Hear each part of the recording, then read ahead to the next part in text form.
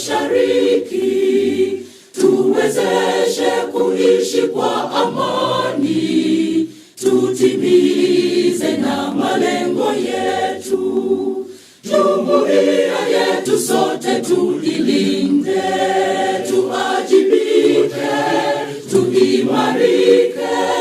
Umoja wetu ni nguzo yetu, idumu jumuiya yetu. We shall remain upstanding, and I will request Reverend Hamisi Kirega to come and say a word of prayer so we can begin. Reverend Hamisi,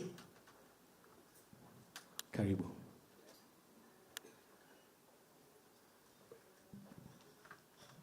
Let us pray. Our Heavenly Father, we thank you for this beautiful morning. We know it is your grace that woke us up.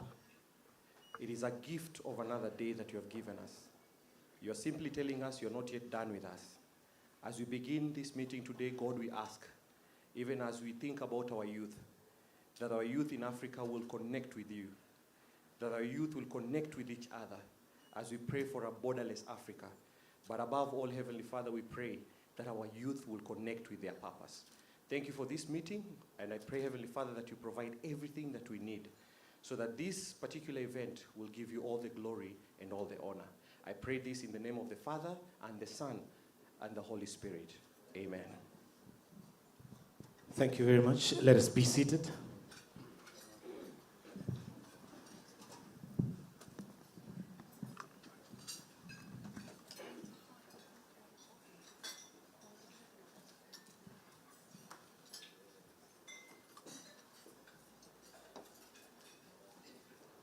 The Honorable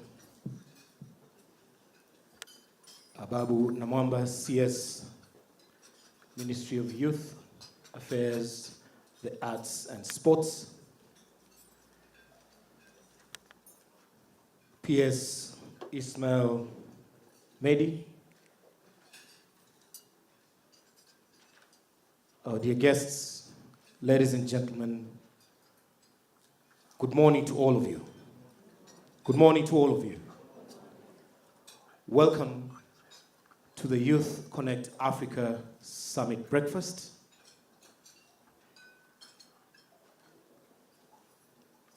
An event that brings together stakeholders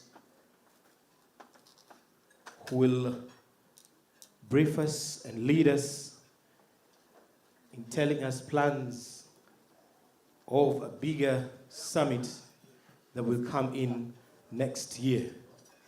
But for that, I will leave it to them. I am your host for the day. My name is Afondo Nzovu, and I have my colleague Chipukizi. I have asked so much for his official names. They have never come up. I want to believe he was named different by his parents. But he is best known as Chipukizi. So Chipukizi, karibu. Asante.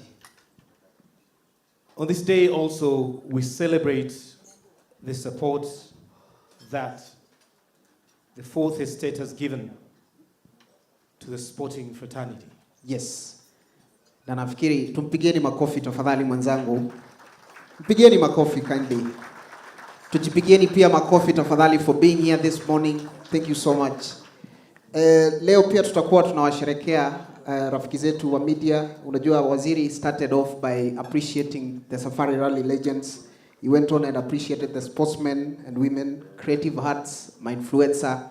Na sasa leo ako hapa ku appreciate ndugu zetu wa media kwa sababu all these activities zenye zimefanyika ndugu yangu, watu wetu wa media ndio wamekuwa wakizi project. And in the spirit of kusema na kutenda, as Waziri has always said, he will continue to do that, to appreciate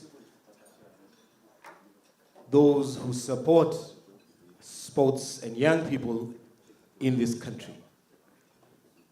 But before we get to that, with your permission, Waziri, allow us to begin this program with Youth Connect.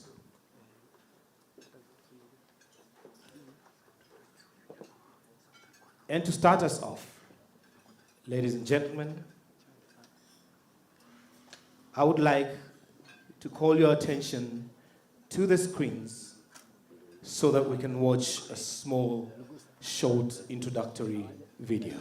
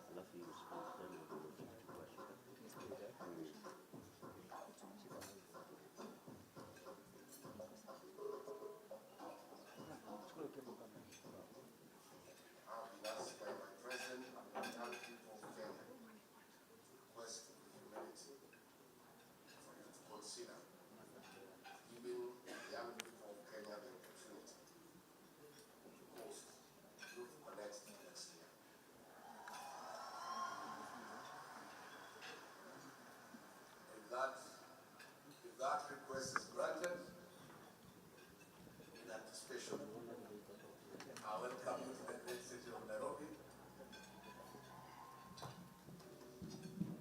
He wants to be a pilot. He dreams of being an entrepreneur. He wants to solve the climate crisis.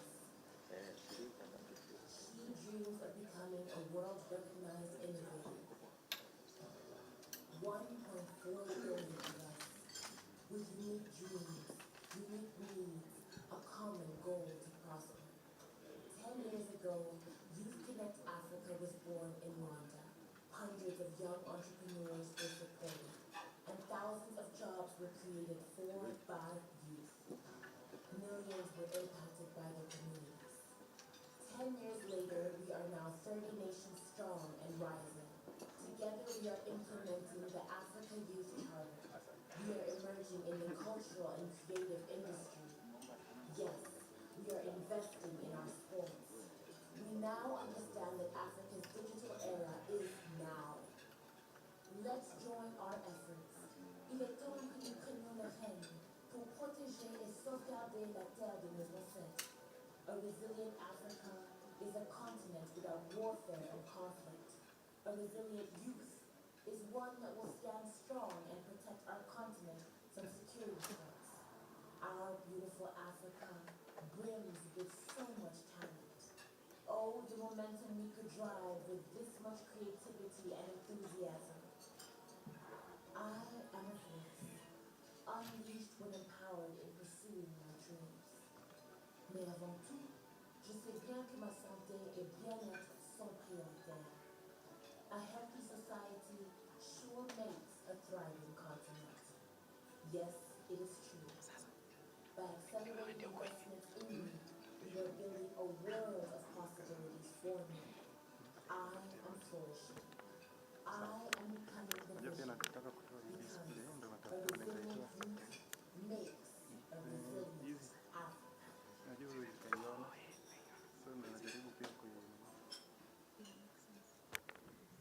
To answer the expression, gives is my constitution.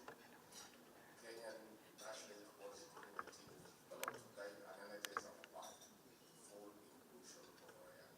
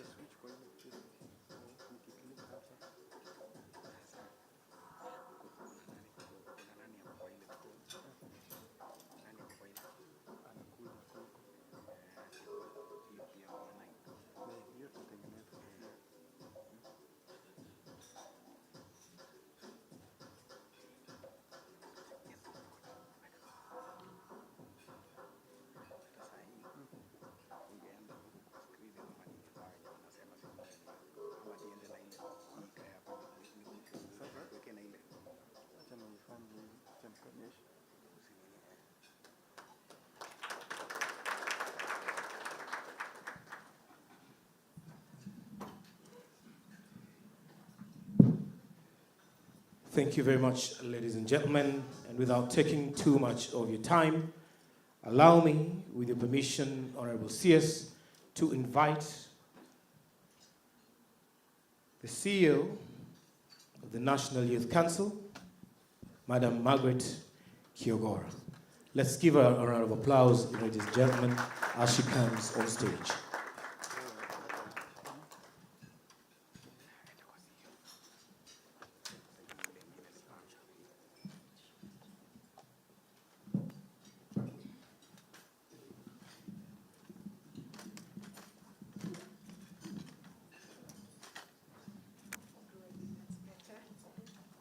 Honorable CS, Ababu Namwamba, our PS, Ismail Made, our UN Resident Coordinator, Stephen Jackson, our UNDP representative, Anthony Gorano, our partners today, good morning. Good morning. Good morning once again.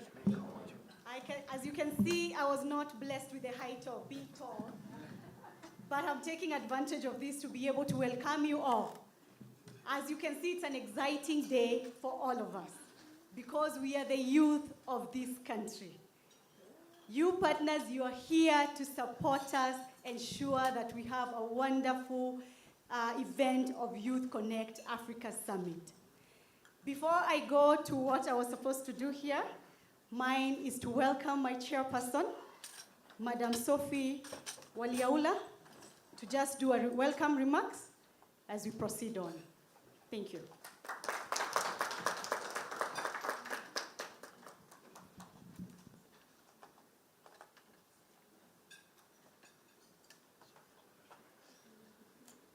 Thank you so much, CEO. Waziri, the Honorable Ababu Namwamba, our PS, Captain Malim, our partners, ladies and gentlemen, good morning. Good morning once again. Yeah, my name is Sophie Nekoe Waliaula, and I'm the chairperson of the Youth Advisory Board that is in the National Youth Council. Thank you so much. Yeah, and Waziri, just in support, here with me, I have the board of the Youth Advisory Board. Please, members, the board members, please just stand up so that Waziri and the partners can see you. Thank you so much.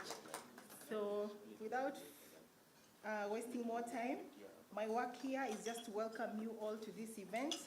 And I'll start by introducing our partners. We have our representative from Rwanda, that is Madam Grace Mugabekazi. Then we have the UN representative, Anthony Gororano. We have the UN resident coordinator, Stephen Jackson.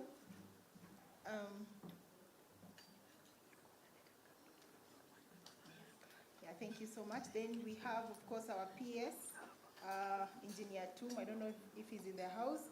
Then, of course, we have our PS, State Department for Youth Affairs, Captain Malim, and then the Honorable Ababu Namwamba, our Cabinet Secretary. So we'll start with our representative from Rwanda, Madam Grace. Kindly, you're welcome to give your remarks. Thank you so much. You're welcome.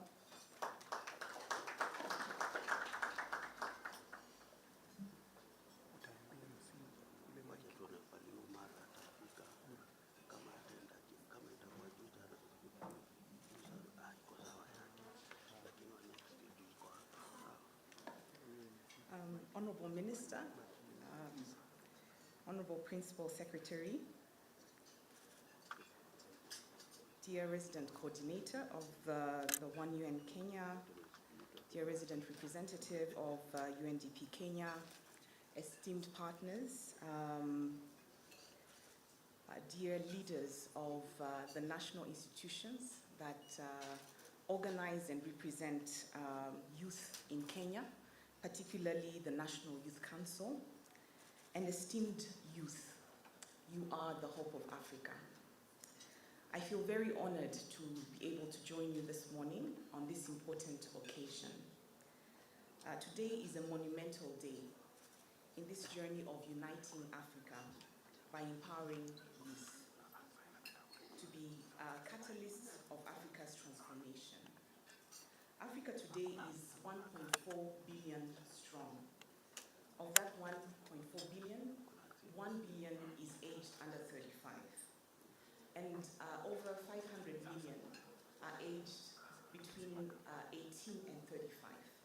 That is a strong force for the continent of Africa that cannot be ignored, but rather should be considered as partners in the development of Africa. This youth demographic is at the heart of every African leader.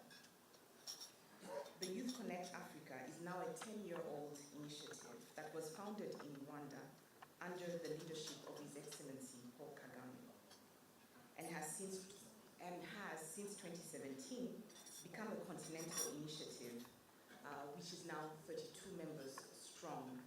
The Republic of Kenya being the newest member and the strongest.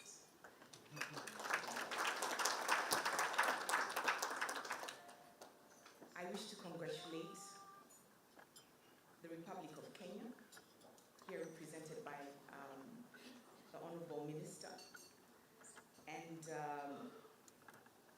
the different leaders for your leadership and initiative in not only launching the Youth Connekt Kenya chapter, but also in becoming the host of the 6th edition of the Youth Connekt Africa Summit.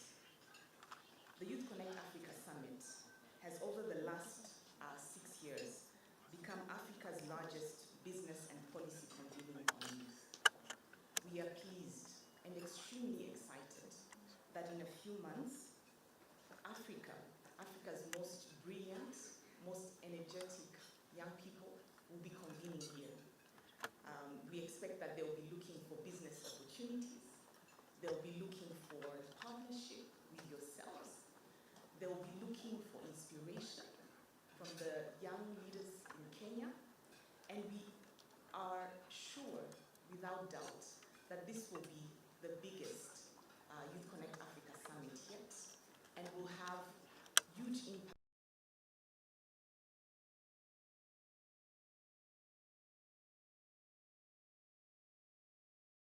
Occasion.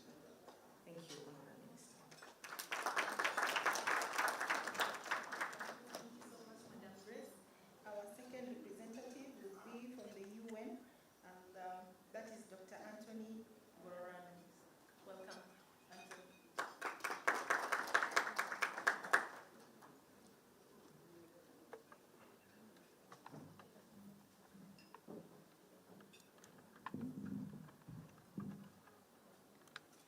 Honorable Cabinet Secretary Ababu Namwamba, PS, all protocols observed, ladies and gentlemen, colleagues, good morning.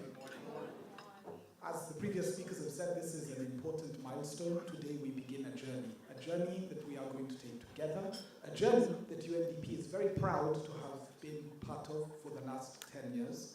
2023, as my sister Grace has indicated, marks a decade that I think we can all agree has been challenging, but one also in which I think we've begun to discover the immense potential and opportunities of bringing Africa's youth together, first and foremost, to think through how to address problems, but also how to reap, if you will, the dividends and opportunities that come from the very, very significant challenges, but also risks that we face. From climate action through to job creation, the youth have a central role to play. And I think that through Youth Connekt, we have an instrument, we have a very powerful instrument. This is a meeting that brings, for example, ministers of youth from the 33 participating countries and gives us basically a center of gravity. And it's a great privilege and a great honor on behalf of UNDP Kenya to be able to be part of what will be an immensely successful endeavor. Thank you all. Looking forward to walking this journey with you. Thank you so much, Anthony. Last but not least, we have the UN Resident Coordinator, Dr. Stephen Jackson. Charles Karibu. A round of applause, please. Waziri PS Marafiki Hamjambo. We are demonstrating the complexity of the United Nations this morning by having two speakers in a row. I was delighted to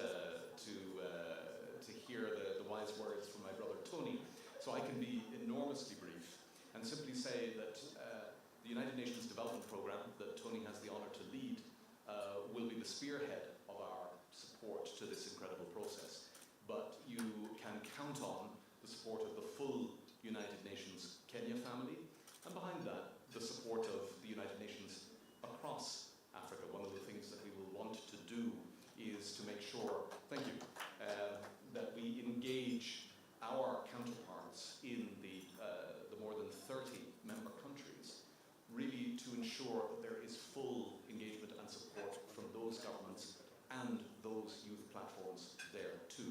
Because, and here I will finish, as Tony points out, the youth of Africa are the promise of the world. I think President Ruto, in the way that he has shaped the Africa Climate Summit coming up in September, which we can see in many ways as a curtain raiser, I think, for this event, he's put an incredible emphasis on two things. On, number one, as Africa as the bringer of solutions to the global level. In that case, for the climate emergency, but actually for the challenge of sustainable development for the planet.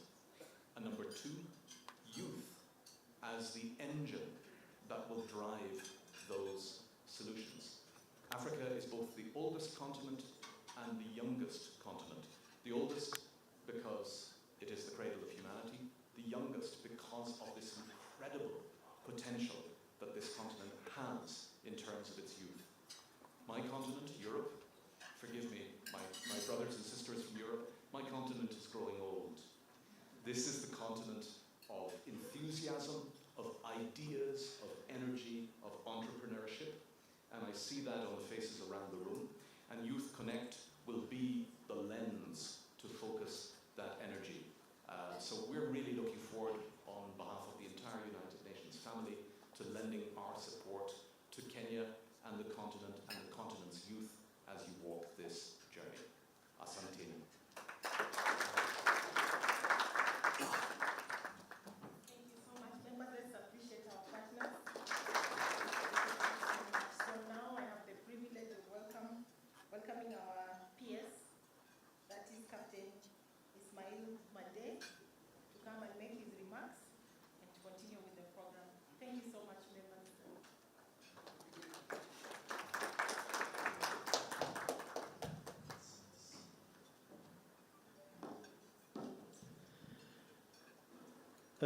Our Honorable Cabinet Secretary for Youth Affairs, the Arts and Sports, Honorable Ababu Namwamba, UN Resident Coordinator, Mr. Stephen Jackson, UNDP Representative, Dr. Anthony Ngororano, my good friend, and all partners present today, good morning. Please allow me to welcome you to this breakfast meeting for Youth Connekt Africa 6th edition here at Weston this morning. And I must say, Youth Connekt is a Pan-African initiative that intends to bring the young population of Africa, the leaders and stakeholders and partners like yourselves to discuss the challenges around youth of Africa across all the 35 or the 52 or more countries in Africa. We have a membership, as Grace rightly said,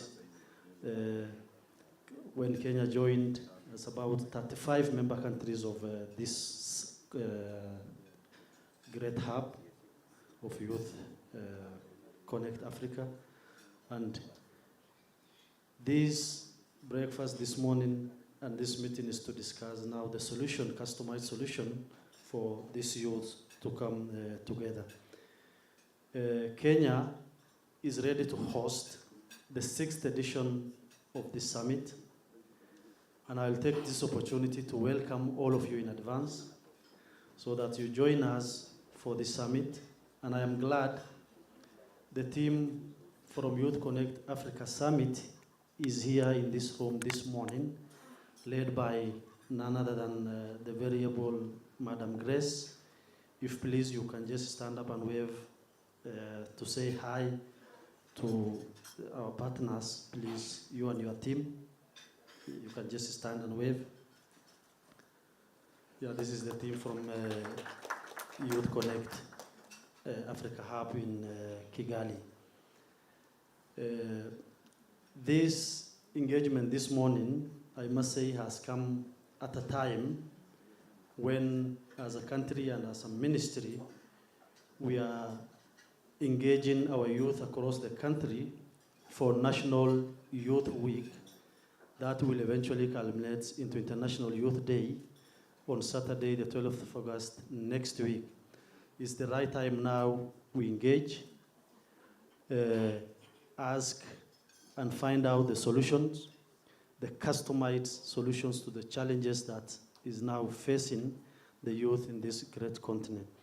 So we really appeal to you as our partners to engage us and help us to make sure we undertake this wonderful summit and achieve it very successfully for the young people of this continent.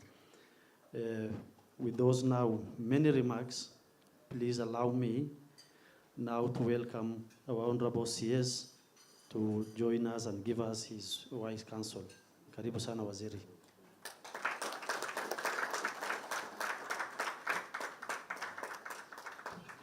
Tupigieni makofi tafadhali one more time.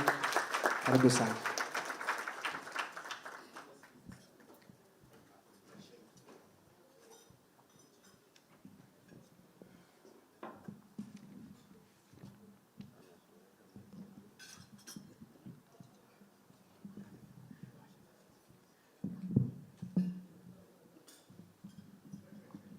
Thank you, Chipukizi. Not Chipukizi, namaanisha vijana.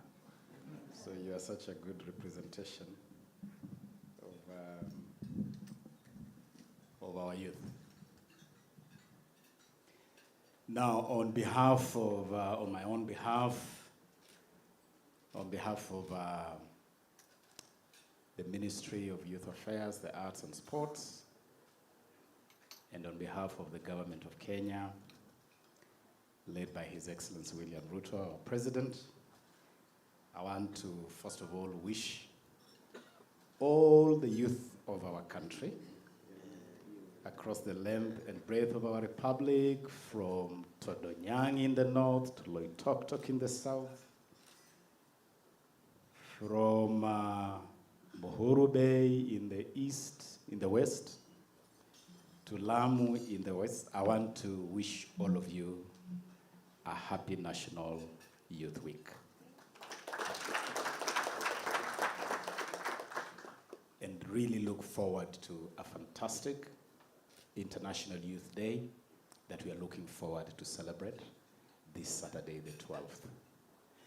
It is an amazing week, therefore, of placing the agenda of the youth of this country, the youth of Africa, the youth of the world, at the core of our planning, the core of our conversation. And it is therefore really, really fitting that it is right in the midst of this National Youth Week, building up to the International Youth Day, that we gather this morning to start the journey to Youth Connekt Africa Summit 2023-24, the 6th in this series.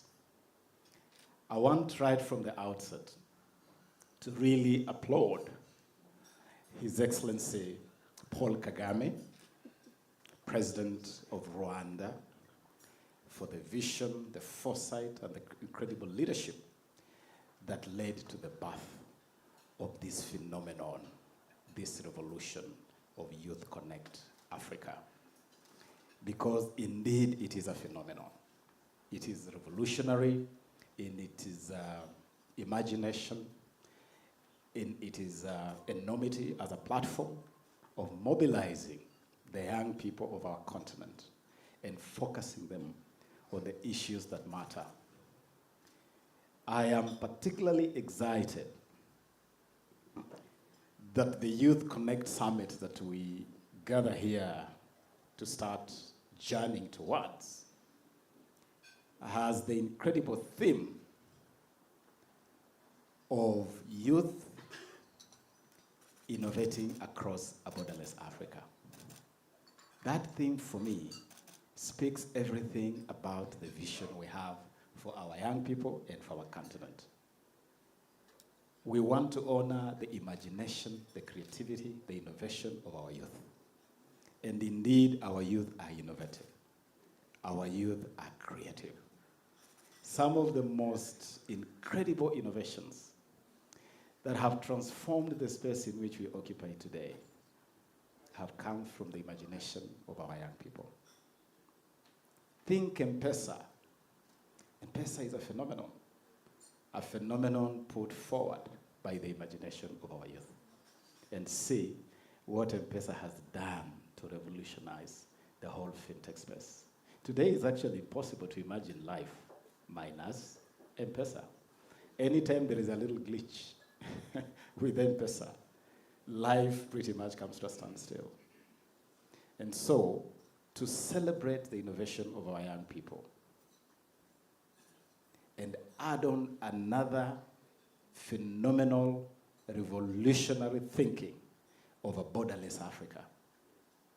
A borderless Africa where our young people can transcend limitations of borders, limitations of ethnicity, nationality, and just become this phenomenal mass of imagination and innovation and action from the Cape to Cairo, from Lamu to Lagos, and transforming the fortunes of this land.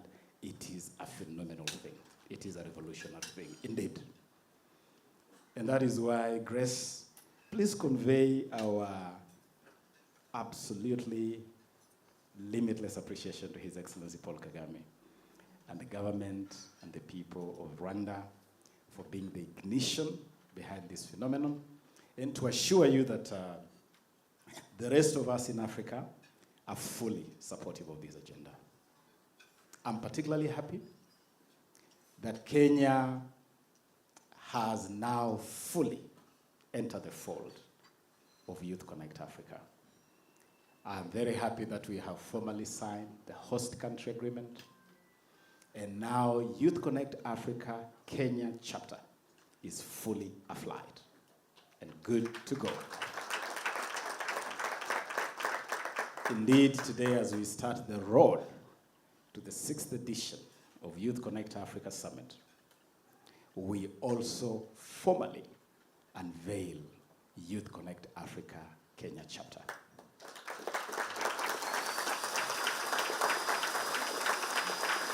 Okay. Thank you for the brouhaha. And therefore, this morning, really, I just wanted to applaud the vision that has brought us to this point. And I'm happy that we start this journey in the presence, number one, of some very, very important partners. Partners that have actually made it possible for us to journey this far. And in a very special way, Dr. Stephen Jackson, the UN resident coordinator here in Nairobi, and my very good brother and friend Anton Gorano, the UNDP resident representative. Asanteni sana. Asanteni sana for the partnership. Asanteni sana for the support. We really, really want to believe that we'll journey together all the way. You know, of course, that in Africa we say, if you want to go very fast, you walk alone. But if you want to go very far, you walk with others. We want to go far, walking with you. I also want to acknowledge in a very special way the anchor for the whole Youth Connekt initiative, the Youth Connekt Africa Hub in Kigali, Rwanda, represented here this morning by our sister and friend, Grace Mugabekazi. I hope I got that right. Grace, together with the team that you have brought here from Kigali, and to say karibuni sana Nairobi, and we are looking forward to walking this journey with you, and also to have the youngest member learn from your experience so that the Youth Connekt Africa Summit Kenya chapter can become really something phenomenal. Karibuni Nairobi. I appreciate our ministry. I'm very impressed by the manner in which our ministry has embraced this whole idea and how our ministry has rallied around the whole agenda of Youth Connect Africa. I want to acknowledge the Principal Secretary responsible for youth affairs, this military man that with military precision and military discipline and military focus has provided incredible leadership to the whole team of the ministry. And P.S., while you're standing, let me ask the whole team from the ministry. I can see your fellow CEOs of the various sagas have joined you here. Your Secretary of Administration is here. And the whole team, that whole team from the ministry, tafadhali, tusimame, let us acknowledge this team. Asanteni sana. Grace, when you go back to Kigali confident that you have an incredible team of partners here in Nairobi leading this process, led by our Principal Secretary, Mr. Ismail Malimade, who is a captain. And so he's a man that brings military order and discipline to this. Asanteni sana, please. You may be seated. Let me conclude by saying that for us, as a government, our commitment to advance the agenda of our young people is unequivocal, absolutely unequivocal. It's firm, it is focused. The number one champion for this agenda is His Excellency William Ruto himself. Yesterday in Cabinet in Sagana, he was very eager to know from me the progress we are making on this journey to the Youth Connect Summit, the 6th edition. He's very eager to know the progress we are making in celebrating the National Youth Week, culminating the International Youth Day on Saturday. And so I want to assure you that your president is right in sync, hand in glove, with the agenda of young people that we are advancing. And that is why you have witnessed, unless really you are disconnected, but you must have witnessed an upsurge, a renaissance, a re-energization, a reinvigoration of this whole space we call youth. There is more attention, and government is showing greater commitment, investing more resources in all the spaces, and putting together initiatives that can really deliver our promise to the youth of this country. Initiatives like Talanta Hela are revolutionary in their thinking and in their delivery of our promise to the youth of this country. Within that Talanta Hela space, we are dealing with the issues of sports talents. We are dealing with issues of the creatives. Within that Talanta Hela space, we are launching in about a week's time the Presidential Innovation Challenge and Award, which is going to be a platform fully backed by government to trigger the innovation of our youth as a core cog in the wheel of our national development. And this innovation challenge is going to be a challenge across all spheres. You can innovate in fintech. You can innovate in fisheries. You can innovate in agriculture. And on Monday, as we launched the National Youth Week at the University of Nairobi, I witnessed firsthand that the youth of Kenya are actually running ahead of the Presidential Innovation Challenge. They are already innovating. Absolutely incredible. And as I went around the Hustler Bazaar, you know, of course, that the Hustler Bazaar is another innovation of providing space for young people to showcase their innovation and to showcase their creativity. I saw at the Hustler Bazaar incredible innovations.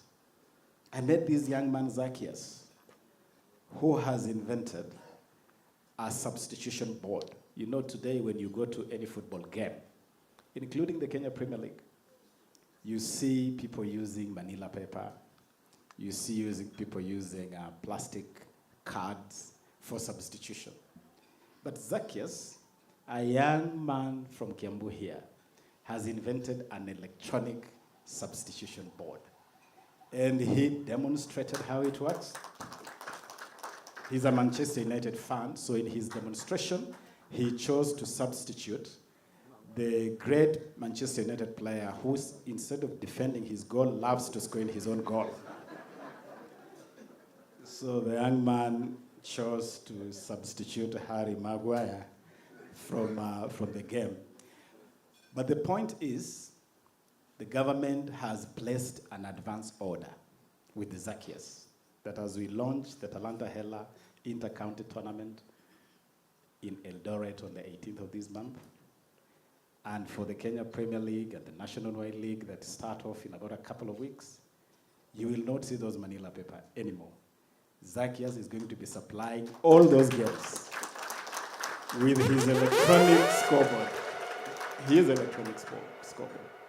Just an example of the imagination and the creativity of our young people who are already innovating. And I was telling His Excellency the President yesterday that your innovation challenge has already taken off. And young people are already innovating. They're just waiting to be rewarded. And so I am giving assurance this morning that this government recognizes our youth as the pivot around which our country rotates in the continent. We are looking forward to hosting an incredible, successful, the biggest, the swankiest, the hottest Youth Connekt Summit Africa ever here in Nairobi. In our projection, Steve, in our projection, we are expecting no less than 15,000 African youth to converge here. And we want them to come to Nairobi and mingle and network and exchange ideas and challenge each other in the spaces of democracy and governance, challenge each other in the spaces of innovation, human development, human rights, just that whole space where young people can feel they're indeed a key driver of the agenda of our continent. And so this morning, I say the journey is on. We will be releasing in due course a schedule of activities on the road to the 6th Youth Connekt Africa Summit.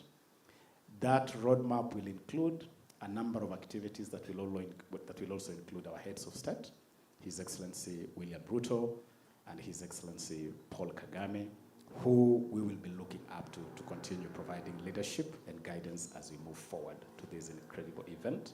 And to start us off, this morning, we will unveil the team that we have put together to lead that whole journey. Asanteni sana. May Africa rise, shine, and prosper. Thank you very much.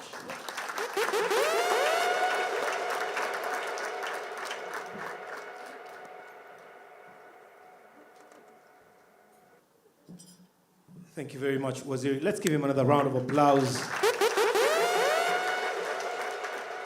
Allow me to mention that, Waziri, that analogy on Manchester United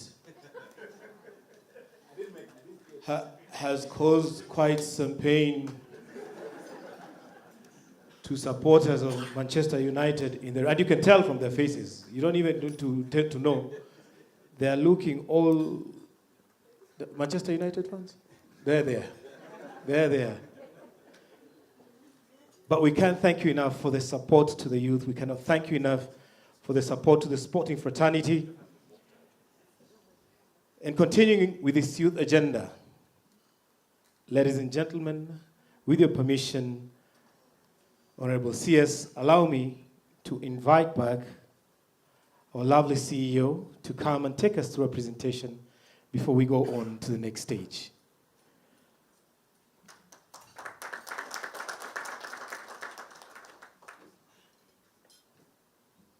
She's looking a little bit taller now, so. I'm getting there. Honorable CS and our esteemed partners, thank you very much for showing up today. I know the question we are asking ourselves, why should we be part of this Youth Connect? So for me, I'm going to take you through why you as our esteemed partners should be part of this. Because when you look at it, we've been given the journey from where it started as something small in Kigali in 2012. It was adopted by the government in 2013. African Union endorsed it in 2017. So when you look at it, it's no longer as a one-country event. It's an African continent summit that all of you should be part of. The reason why the African Youth Summit is there, or the reason why Kenya is very excited to host it, you remember, number one, we've made a commitment. When we went through the video, His Excellency the Deputy President made a commitment. So that's the reason why we cannot afford to fail our leadership. That's the reason why our Waziri is here, to ensure that we kickstart off by unveiling the committee that will be able to spearhead this. Just to take you to the journey that has been there, in 2017, the theme for the day was Realizing Africa's Youth Potential. In that event, we had only a delegation of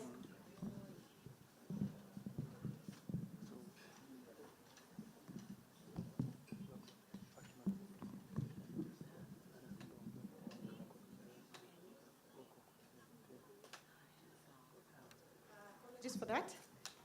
In 2017, we started with a delegation of 1,500. That was 89% youth, 40% being female, and 60% being male, with 25 nationalities being part of it. In 2018, a year later, we see the number going up to 8,450 delegates. Again, 80% of the people who are there were youth, 41% being female, 59% being male, and having 69 nationalities. I hope we can see how the number is growing, our partners. Again, in 2019, in 2020, due to COVID, we did not have a summit. In 2019, we had the theme, I Take the Lead. I take the lead because the youth should be able to take the lead. Again, hosted in Rwanda, attracted a delegation of 12,655 delegates with 91 nationalities. In 2021, after the COVID, the theme for the summit was Africa Beyond Aid. This time round, it was hosted by Ghana. When you look at the other three, it was Rwanda, so Ghana was the first country out of Rwanda hosting this event. 4,400 delegates came. You remember this is during the recovery after COVID, and 66 nationalities participated. In 2022, the theme for the day was Resilient Youth, Resilient Africa, again hosted by Rwanda, with the delegation of 9,000 delegates, 90% being youth, with 80 nationalities being presented. So our dear esteemed partners, you can see how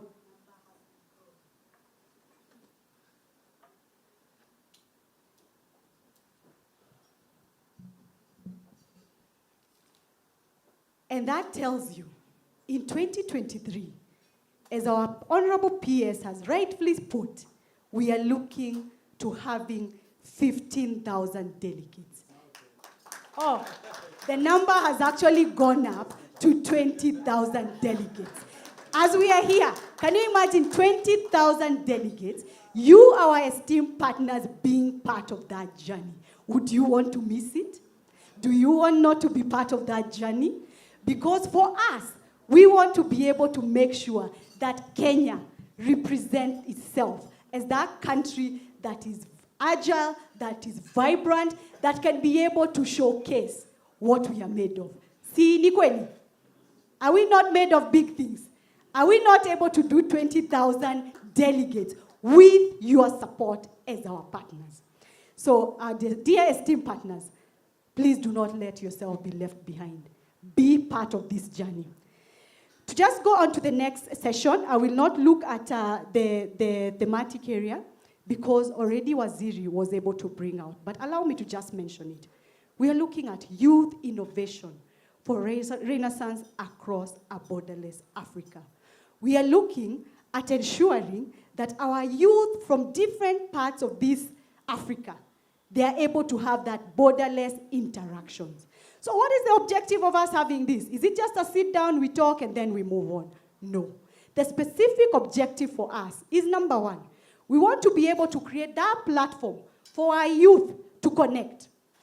Our youth to be able to share ideas, to be able to collaborate. By the time the summit is over, we should be having a group of youth that have been able to have interactions and they can be able to have connection past the summit. Our other objective, we want to be able to provide an avenue or a venue for all stakeholders. And that's the reason why our esteemed partners, you're here. In order for us to be able to be part of these collaborative strategies and initiatives to ensure that we have a joint venture that will unite the youth for the continent transformation. As it has been mentioned here, the youth are not the leaders of tomorrow. We are the leaders of today. And our esteemed partners, you need to be part of that. We need to empower our youth to be the leaders of today. The third objective that we look towards ensuring that we achieve, we want to ensure that we facilitate for the formulation of policies. We all understand for all these things to happen, we need policies that will improve the socio-economic status of our youth. So for us, we call upon you to be part of that journey, to ensure that we are contributing to this formulation and the policies. And finally, we want to be able to provide an avenue for co-creating programs and initiatives that will enhance the youth to develop the continent of Africa. So I hope and believe that these objectives align with your institution program so that you can be able to actually plug in and ensure that we have a successful Youth Connekt Africa Summit. I'm sure all of us are asking ourselves, so what are the thematic areas? Where can I come in? Where can I plug in? We've come up with 7 thematic areas. And our first focus is ensuring that we have sustainable green livelihood, climate change, and resilience. We all understand that right now, climate change is a big challenge that we are going through. If you remember, one of the speakers said, one of our partners from UNDP, we are having a climate action event in September. We don't want that conversation to stop there. We want that conversation to continue even as we do the Youth Connekt Africa Summit. Our second focus area is the renaissance of the African pride. We need to be proud Africans because we are the youngest continent. We have the youngest demography, and we need to be proud of that. Number 3, we are looking at leveraging innovation and digital era. As our Honorable CES has been able to bring out, the youth are very innovative. We've already seen those innovations from our youth. So we want to ensure during that summit, we are able to leverage on innovation and digital era. Our fourth thematic area is sustainable peace, security, and reconciliation. Again, we will all agree, when war happens, the people who are most affected are our youth. So we want to be able to be part of that discussion to ensure that we are pushing for conversations on sustainable peace and security in the continent of Africa. The fifth thematic area where our esteemed partners you can come in is the issue to do with enterprise development and the future of Africa's borderless commerce. Ensuring that we can be able to trade with each other, either I'm in Congo, either I'm in Egypt, or wherever I am. We should be able to have that conversations to see how do we ensure that we are promoting a borderless commerce. The sixth thematic area is vulnerability around mental health and sexual reproductive health. We will all agree that this is one of the main challenges that we are facing with our youth. You will see that our young people are going through mental health challenges, they're going through sexual reproductive health challenges, and we need to have that conversation in order for us to have a productive youth. And finally, the seventh thematic area for the day or for the summit will be reimagining business for Africa, creative arts, sports, and culture. I believe we have all heard of Talanta Hela. I believe we have all interacted with Talanta Hela, being one of our big initiatives from our ministry. So we want to have that conversation. As Kenya, we are always ahead. So we've started with Talanta Hela. And ours is to be able to influence others to ensure that we are able to tap onto the creative economy. So how this will be done on the planning and the preparation, as it had been earlier mentioned by Honorable CS, is that there will be the steering committee, there will be a local organizing committee, and finally, there will be a secretariat. The reason why you are here, our esteemed partners, is for you to be able to be part of the team that is being unveiled today of the committee to steer this journey. This journey will require all of us to be part of it and to ensure that we have a team that is steering this on. The methodologies are there for the day. We look forward to having a 3-day event. In those 3-day events, there'll be different activities which we hope that you all plug in. And with that, our esteemed partners, we hope we have convinced you to see why you should be part of this journey. Tafadhali, do not allow yourself to be left behind. Because with 20,000 delegates, you can imagine. So just as you think right now, start thinking of how you're going to come in to support us as we support the 20,000 delegates. Thank you very much.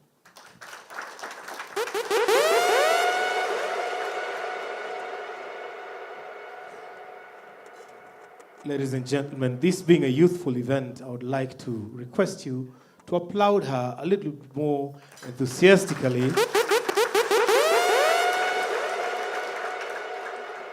Thank you very much, Madam CEO. As we look forward to inviting 20,000 young people into the country, the connection is enormous, from trade to tourism to entertainment to sports. It's just amazing. And to proceed with that, I would like to request that we remove this podium. And no, we are not doing a dance on stage. What we are going to do, Waziria said, thank you so much. So very fast. We're not doing a dance, but what we're going to do right now, with your permission, when CS, allow me to invite the UNDP resident representative, Mr. Anthony Ngororano, to come on stage and share with us the UNDP journey. And we shall also have a brief plenary session that will be led by him. He'll probably take 1 or 2 questions, and then we shall proceed.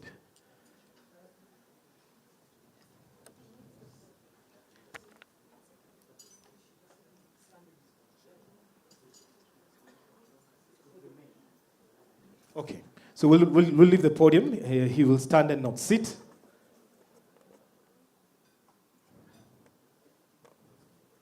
Let's give him a round of applause as he comes on stage.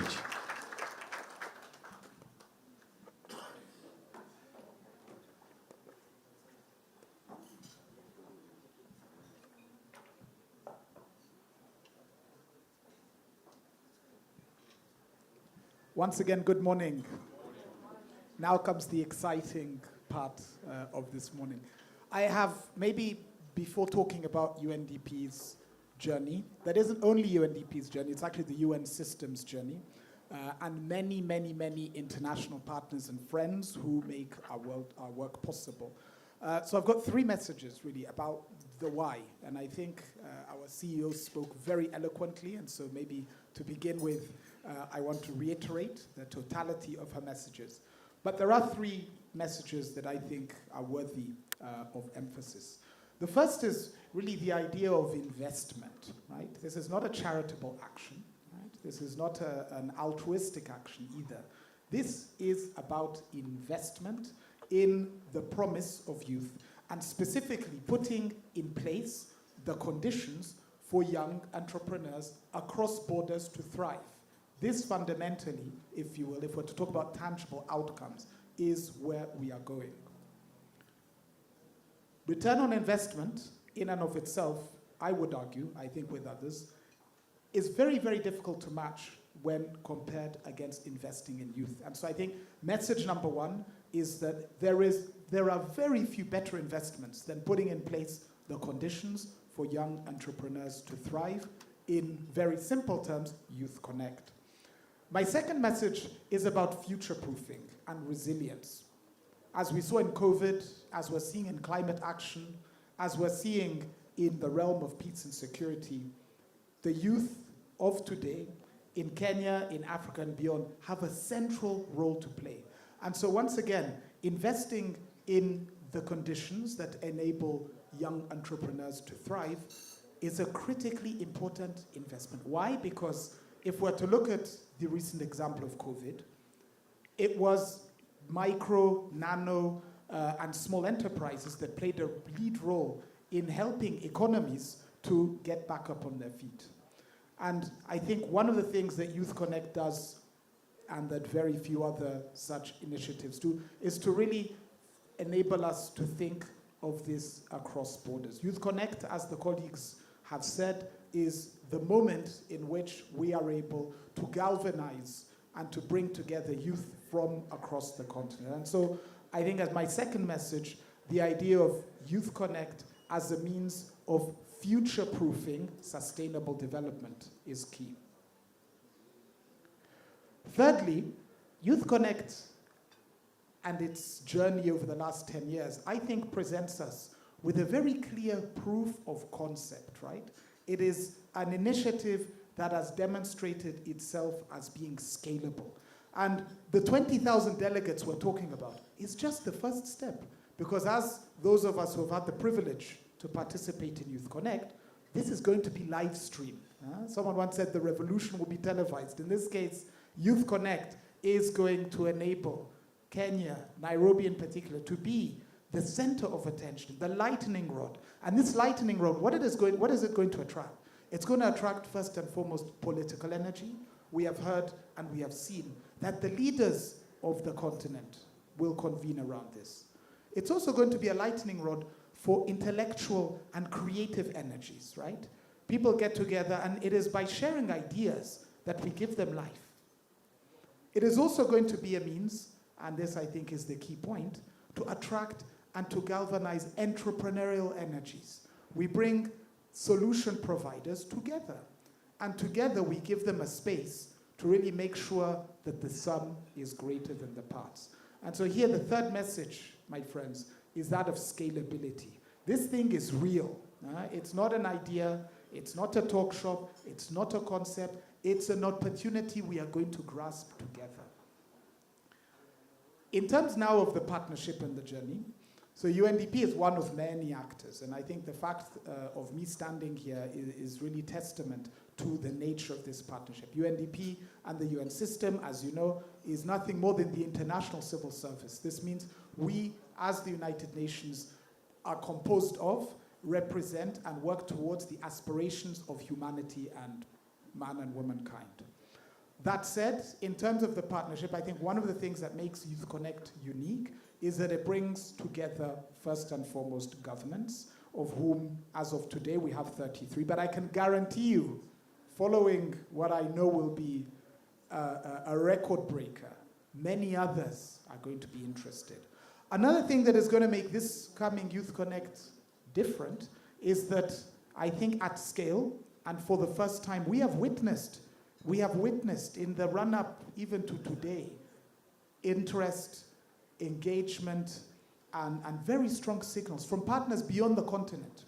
I don't want to name them, that I will leave for His Excellency Waziri and others to do so, but we have had really, really powerful enthusiasm from beyond Africa's borders. And this, I think, speaks to Africa's position in the world. It has been said by many before me, right? We are the continent of hope. Whatever you might read in the media, this is where it's at, okay? And Youth Connekt gives us an opportunity to showcase this to the world. Beyond governments, there are the friends if you will, in other countries, right? So international partners. And I think just judging from the track record to date, they have acquitted themselves well.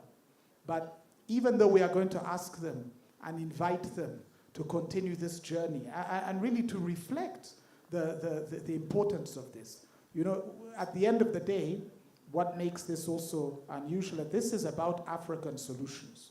As many of our leaders have said, this is about also African solutions to African challenges, right? So this is something that is genuinely homegrown, right? So while we bring and we invite and we encourage international partners, we do the heavy lifting and we do it together. Last but not least, the question of the private sector, right? And private sector, I'm not just talking about the titans of industry, although they play a key role, but really trickling it down to ordinary citizens. Because if we can be convinced, and if we can show this in our actions, others will follow. Money and resources is not the problem. Money and resources will always follow promise, and most importantly, a good and bankable idea. And that, ladies and gentlemen, is what really we want to showcase in Youth Connekt, the good ideas. We want to be at our best. We want to make this count. This is not a jamboree. This is not a, as was said by CEO and others, this is not just talking. This is about putting our front and best foot forward. This is about action. That's why we have heads of state, and not just any heads of state. We have luminaries in the region coming together for this. But more importantly, we have ourselves, right? Where no one is here by accident. We are here because we believe. Friends, in terms of the next session, which I have to say I was briefed as I was having my coffee, the plenary, let this be the first step in the journey we will undertake together. And so I think in terms of plenary, I'll request the MC, if he's with us, seems to, yeah, to maybe join me in this. First of all, a round of applause to the MC and to our organizers. Thank you very much, sir. Thank you very much. Yes, first of all. So questions, I don't have the answers to most of them, I'm sure, but I'm joined by my friends and colleagues here. So are there any questions arising from either remarks that I've made or those that have been made by previous speakers? The floor is open. And maybe by show of hands. And for the time being, it's still relatively early. Maybe the caffeine has not yet fully kicked in, but I'm confident the questions will come. There's one there. There's a question on this end.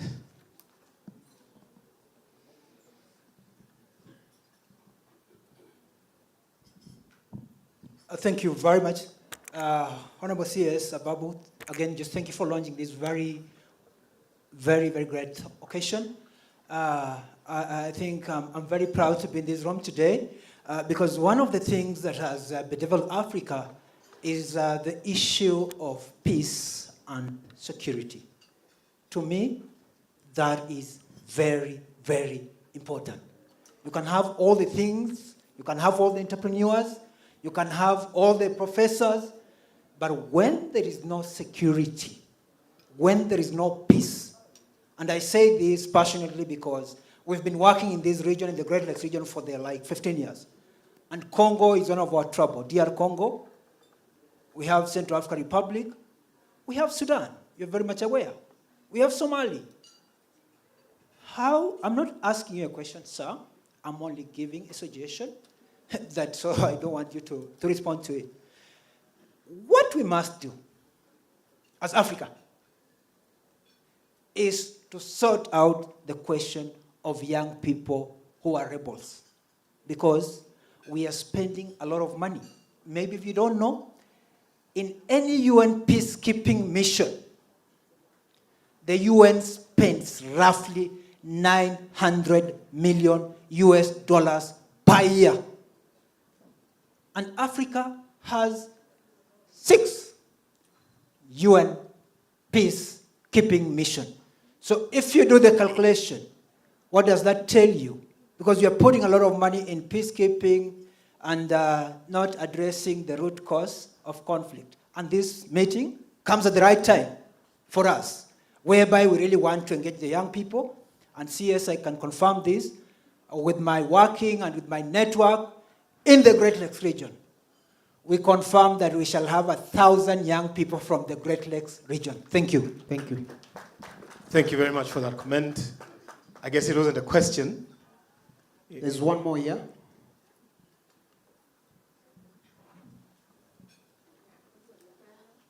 Good morning. My name is Ashura Michael. I'm an advisory member of the NYC. I want to take this opportunity on behalf of everyone here and the young people here to thank UNDP for the continued support that they've given the youth in this country. Moving forward, I'm sure you're going to help us mobilize all the 20,000 delegates. I'm talking about youth who are very innovative across the border of Africa. And I hope you'll continue with that spirit and make sure that we don't have just 20,000, but 25,000 across the country, inclusive of persons with disabilities. Thank you. Makofi one more time. There's one more there, over there, my brother. There's several, actually, so I'll start with this gentleman who's already standing and then come to you. Thank you very much. Good morning, everyone. Saruni Jesse is my name. I'm the president of University, College, and TVET students. And mine is just to appreciate the ministry for the good work, and Waziri, and NYC, of course. And as university students, we are looking forward to being part of it. We are passionate about it, and we are really glad that the government is really committed to this. And our only suggestion will be that when the roadmap comes, Bwana Waziri, we would like to see a lot of student involvement throughout the roadmap and during the event. Thank you very much. Thank you very much. My name is Andrew Kinja Mutugi. I'm the Vice President of the Tourism Ambassadors Kenya, one of the organizations that was born here in a Global Peace Summit. And my issue is in regard to the people that will be participating in the Youth Connect. We also know that our President, His Excellency, the President of the Republic of Kenya, is so much into the tourism aspect of opening Kenya. So we would urge the Ministry of Youth Affairs together with to work together with the Ministry of Tourism so that we also can be able to allow the participants to experience the vast facilities that we have in this country on tourism. Thank you. Thank you very much. And now I'll request for a question, kindly. A question. Thank you. I know you're asking for a question, but we can only ask when we have questions, not when you want a question. My name is Meshak Odede. Hey, Professor Bwana, take us slowly, Bwana. Relax. My name is Meshak Odede. I am chairing an umbrella body of member organizations working with volunteers in Kenya. And Anthony, you know, UNV is one of those powerful organizations working through volunteering. Kenya Red Cross and VSO and many others that most of you in this room knows. I am bringing the aspect of volunteerism in this because I think Youth Connect Africa is giving us that platform that probably we've been looking for to bring the ideas. For example, we have this this initiative we are running called Africa for SDGs, which is basically organizing young people across primary, secondary, and universities to bring those ideas which are innovative, implementable, and scalable.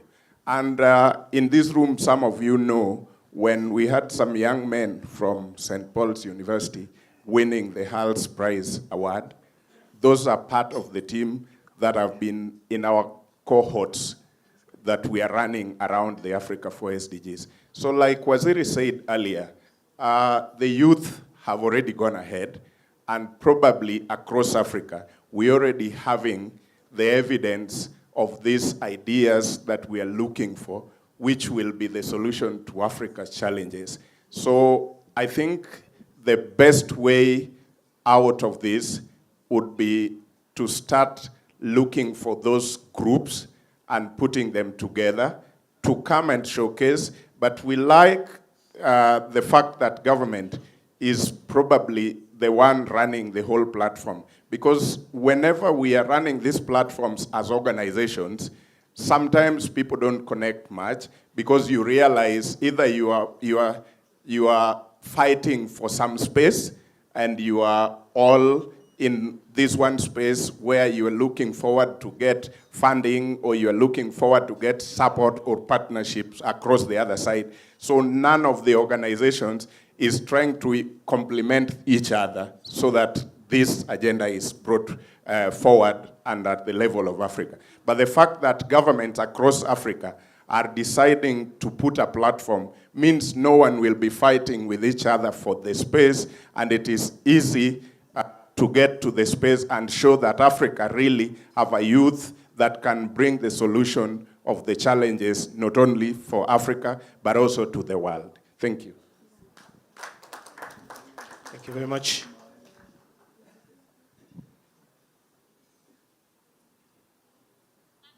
Good morning, everyone. My name is Mary Mutula, a Youth Connect Fellow 2021, and I have a question to even the Cabinet Secretary. What is the sustainability of the fellows? Because we do understand that every year there's an event, we have fellows who are appreciated by the government. So what projects and how can the government really support the fellows in their projects? Thank you very much.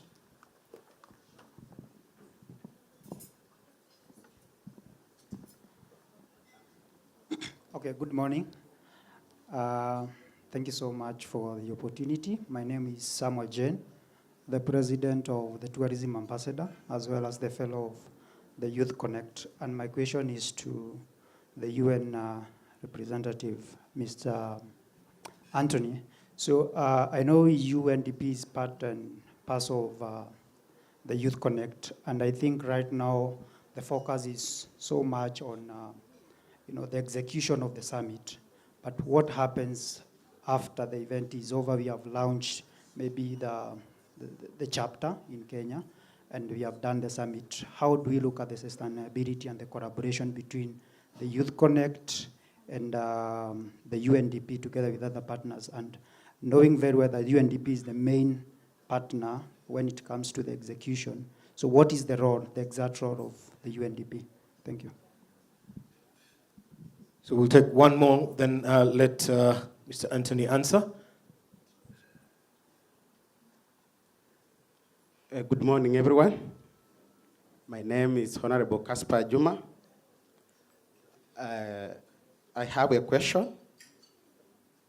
Given that Youth Connect has been in existence for over 10 years, and now it has 33 member states, do we have any policies that actually guides the agenda that the CEO has outlined? Thank you. So I'll let Mr. Anthony answer those three before we take some more. Thank you very much. On one of them, I will ask Grace and others maybe to give some additional piece. I want to maybe begin, though, with a reflection on the first very rich and important comments by my brother coming from the Great Lakes. And very simply put, as we all know, prevention is better than cure.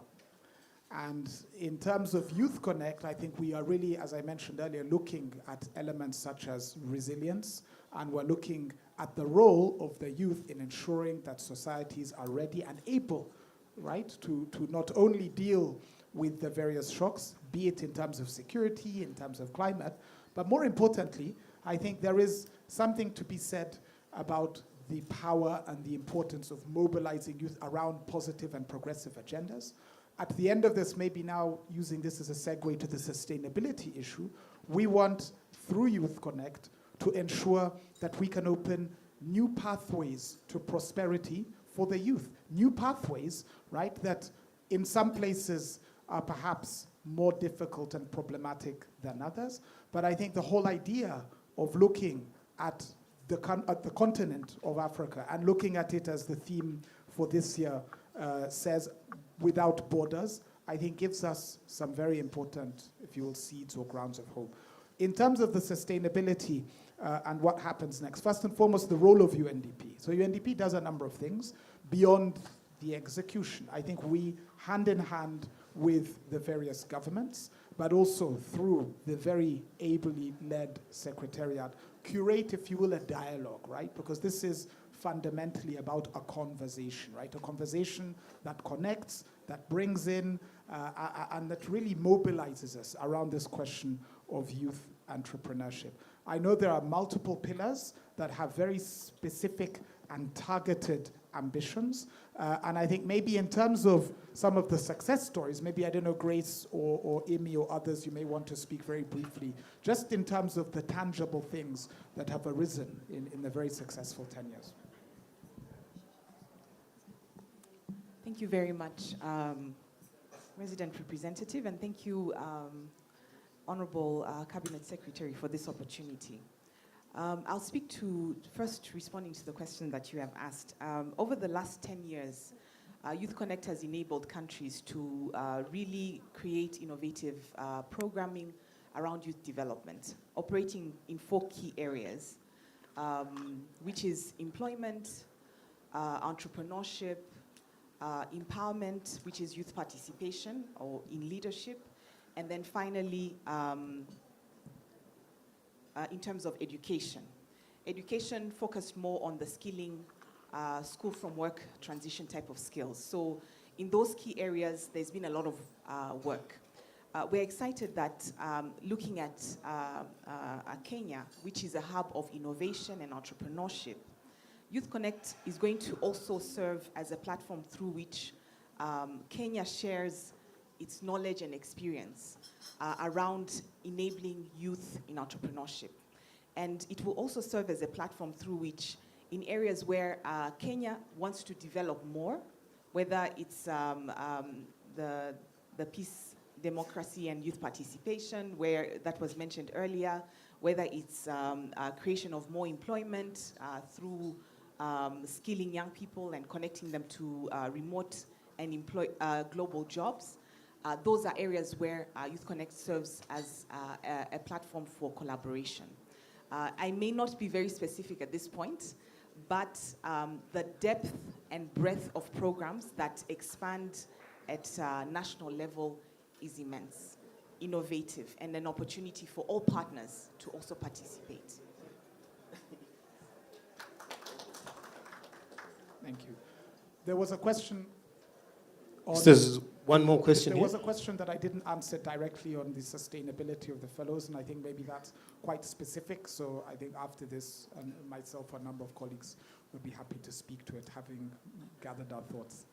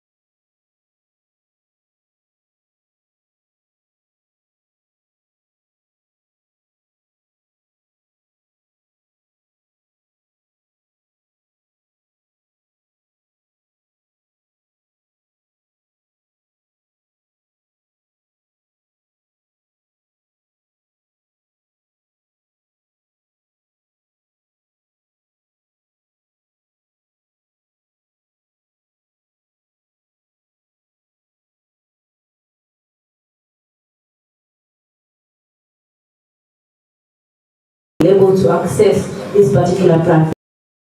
All the partners, as they are bringing young people here at Nairobi, can we ensure that we have a huge representation of people coming from further away from the city so that they can feel this particular summit? Thank you very much.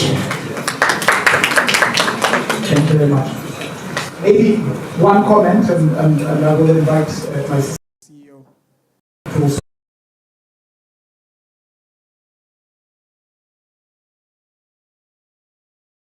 And people of Kenya, the question of inclusion, right? Inclusion and leaving no one behind. I'll tell you one thing, which is that as part of Kenya's and the region's ambitions to really turbocharge the trajectory that is economic development, Kenya, as you know, is for the time being ranked as a lower middle income country.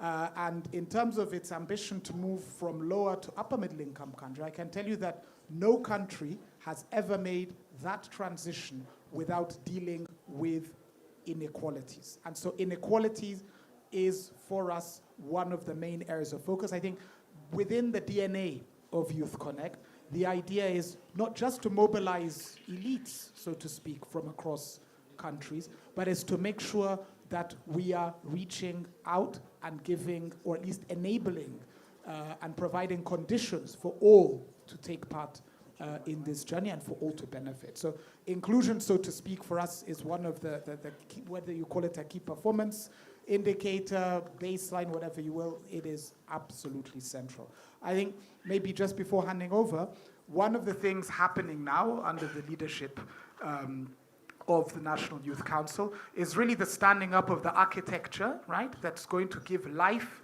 and breath to the Youth Connekt story in Kenya. Kenya, as the newest member, I think is going to be able to benefit from the journey and experiences of others. But I think in terms of what success looks like, we are going to have in the weeks or months an architecture that will make sure, as I said earlier, that no one is left behind.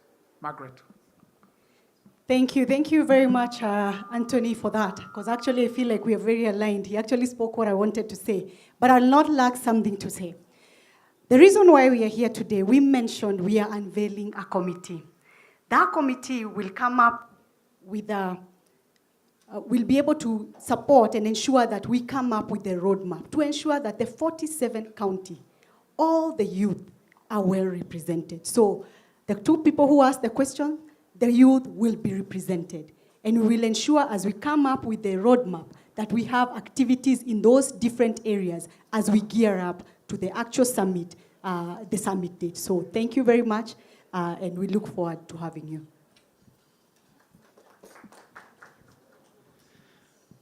Just to echo on what my good friend Anthony and our CEO said, some of our partners in this project, the county governments, Council of Governors, and the youth serving organizations who represent youths in all the 47 counties in their various different capacities. So we will involve all these stakeholders and partners to make sure that youth at the grassroots has been reached, and they will be part and parcel of this summit when we are conducting it in Nairobi here. So nobody will be left out. This is a bottom-up, and that youth who is at the grassroots in that small village will be reached through these partners and ourselves. Thank you very much.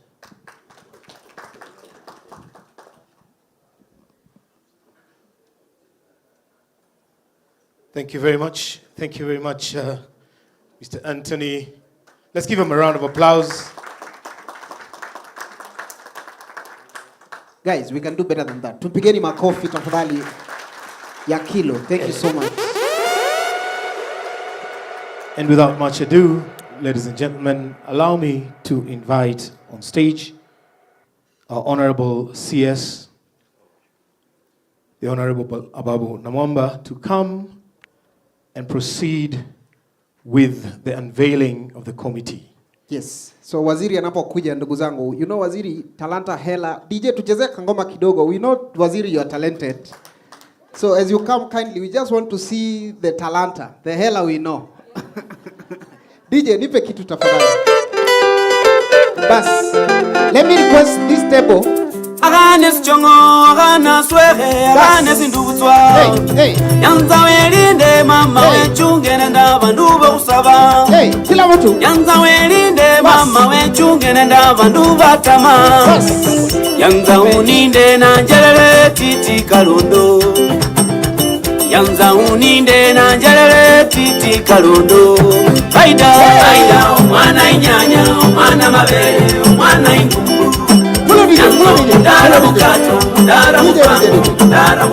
Pigeni waziri makofi. Dongo. So I realize hiyo ni rahisi kwake. So now DJ, I want you to give me Oskido. Alafu everybody, let's be upstanding. I'll teach you my village moves. So what you're going to do, what you're going to do, terere, terere, terere, you jump and turn. Hapa, you jump and turn. Waziri, I hope you are watching. Otherwise utagonga mtu hedi hapa. Sasa wacha tuanze tena. It's ha. You jump and turn. Tena hapa, you jump and turn. Usipige mwanzako hedi tafadhali. DJ, let's go. Twende DJ. Mikono juu kila mtu. Let me see your hands. Are you ready? Let's go.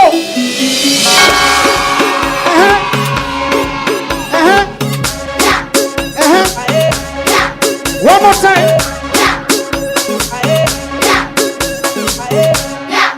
Jump. Go there.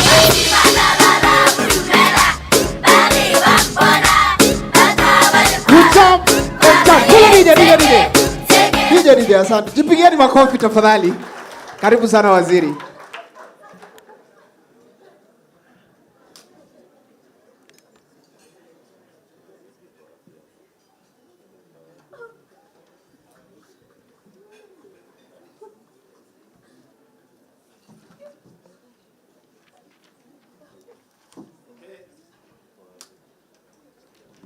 Asante sana. We should have spent more time on that one, Chipu.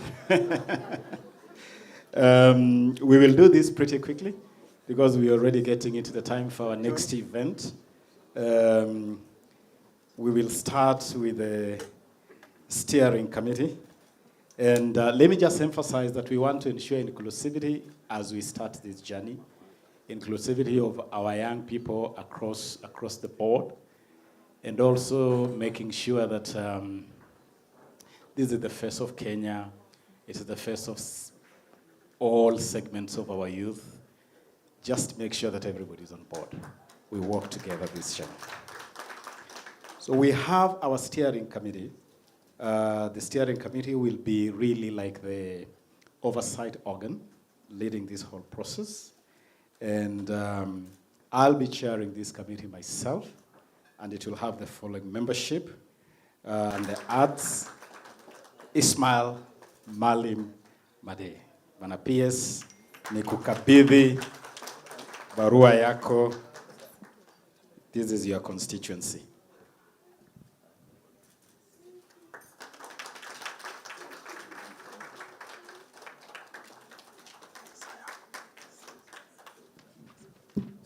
Moving on quickly, we will also have our second PS in this ministry, PS responsible for the State Department of Sports, Engineer Peter Toom. Peter is in another function right now representing us, in another assignment. And so I will ask PS for you to receive this on behalf of your colleague, PS Engineer Peter Toom.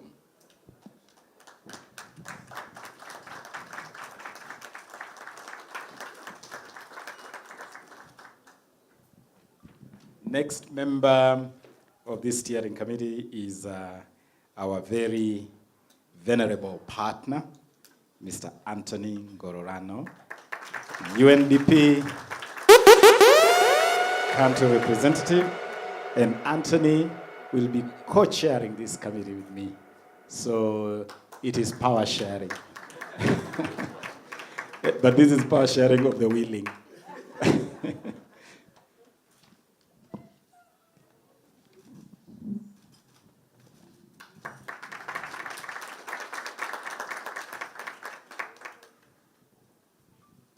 Also sitting on this committee will be our Principal Secretary, responsible for Foreign Affairs, State Department of Foreign Affairs, Dr. Korir Singoe. This is a matter that we are going to be pushing very, very closely with our Ministry of Foreign Affairs. Dr. is also not here, and I'll ask you, PS, again, to receive this on behalf of Dr. Korir Singoe, Principal Secretary for the State Department of Foreign Affairs.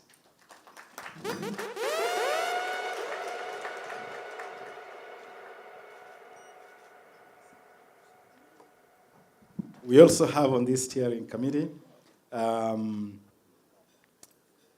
Caroline Joki, who is representing the presidency, the office of the presidency. Caroline, are you here? Is Caroline here? Caroline is not here, but she will be representing the presidency.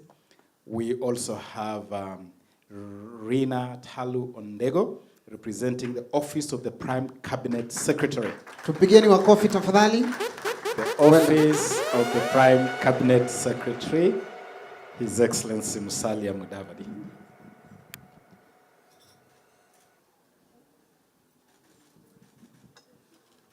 Makofi one more time.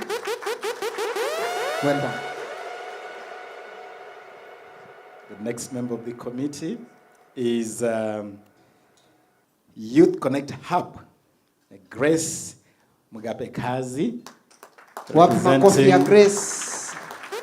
representing the Youth Connekt Hub, will also be working with us to steer this process, the road to the 6th edition of Youth Connekt Africa, Nairobi.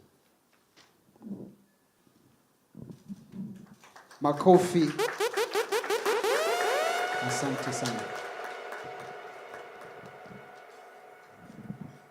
Next, we have our CEO of the National Youth Council, Margaret Kyogo. Makofi ya CEO.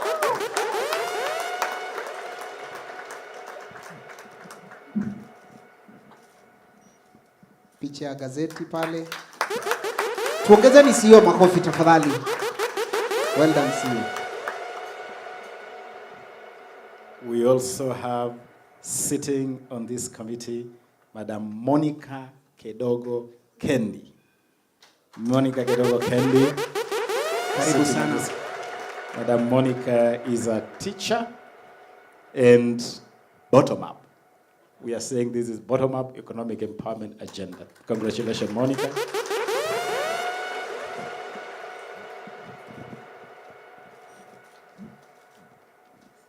Congratulations. One more time, tupigeni Monica makofi. Next is Faith Wamuyu Nyambura.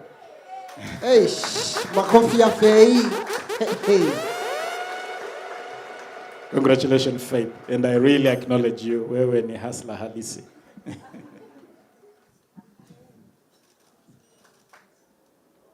Makofi, makofi. Congratulations, Faith.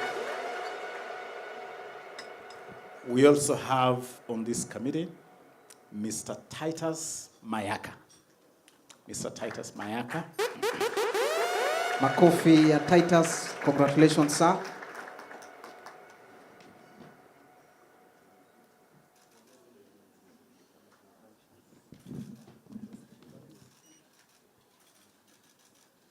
Makofi one more time.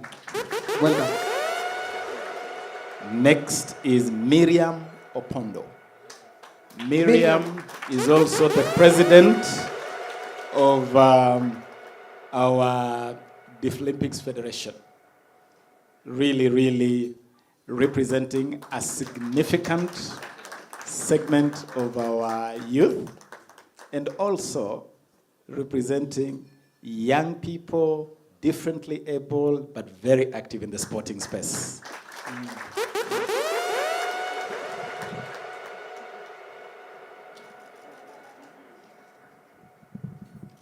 Congratulations. Makofi. Well done. And finally, we have Madam Beatrice Akelo Otete. Beatrice? Beatrice is not here, okay. Those who are not present here with us will be duly notified. And then we go to the local organizing committee. This is the committee that will now be working on the logistics, the detail, going granular to make sure that we deliver this event. And this committee will be chaired and led by the Principal Secretary responsible for Youth Affairs and the Arts, Ismail Malim Made. We will be relying on you, PS, to make sure that it happens, and happens the Kenyan way.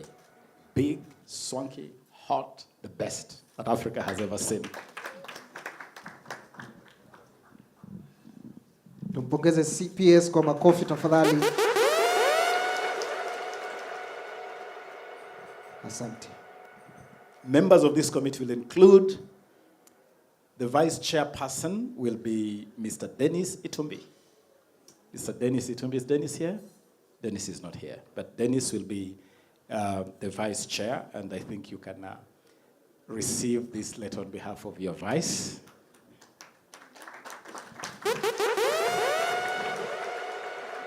One more time, makofi in absentia. Waziri wa mayai, Bwana Itumbi. Members of this committee will include Mr. Franklin, actually Honorable Franklin Theuri, representing the presidency. And when I say the presidency, these are officers representing the office of the president and the deputy president as the presidency. And Honorable Franklin Theuri, who is advisor on youth affairs to the deputy president, will be representing the presidency. Okay, this will be conveyed to him. Also sitting on this committee is the CEO. The CEO, you are doubling up, sitting on this committee, Margaret Kiogora. Tupigeni CEO, tusitoke kupigia CEO makofi tafadhali. Well done.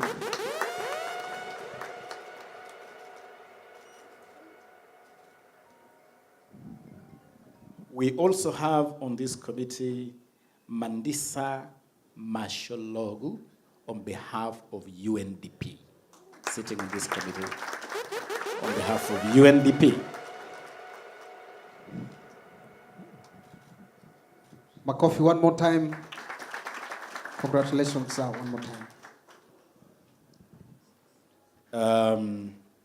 We have Mr. John Dominic Sibocha sitting on this committee. Where is Mr. Sibocha? Oh, he's not here. We have Miss Celestine Mutai, also serving on this committee. Makofi ya Mutai tafadhali.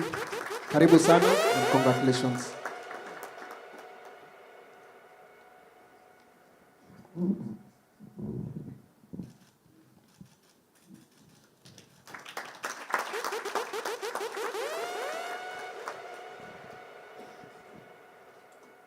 Representing the ministry and acting as the liaison between this committee and the whole ministry is Madam Emily Minor. Makofi ya Emily.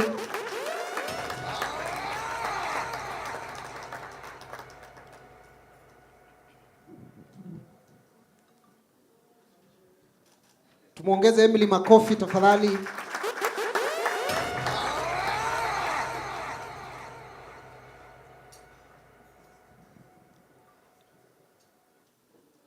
The next representative is Stephen Buluma. Stephen Buluma. Makofi ya Steve tafadhali.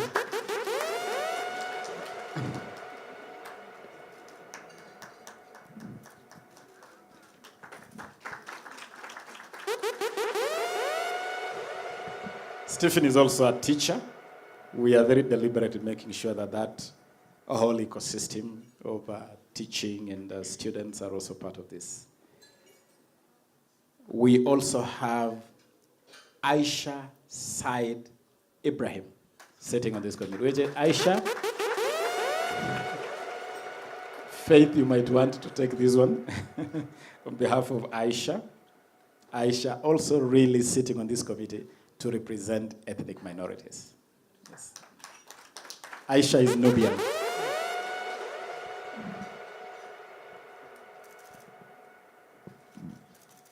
Tumuongeze Aisha makofi tafadhali.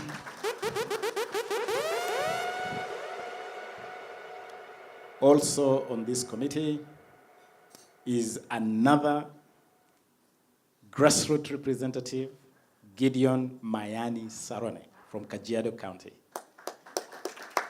Is Gideon here? Yes. Gideon, Kajiado, isn't it? Kajiado, yes, yes. Gideon works with young people at the grassroots in Kajiado County.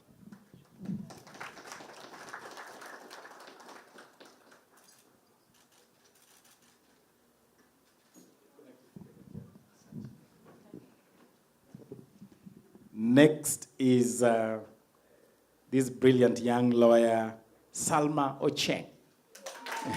Makofi ya wakili tafadhali. Bwana, pigieni wakili makofi bwana, with a lot of respect bwana.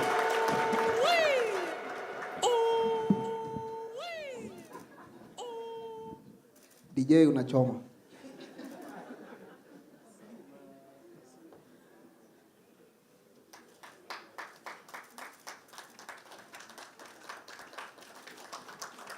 Tumuongeze wakili makofi kama tunataka kuongeza wakili makofi tafadhali.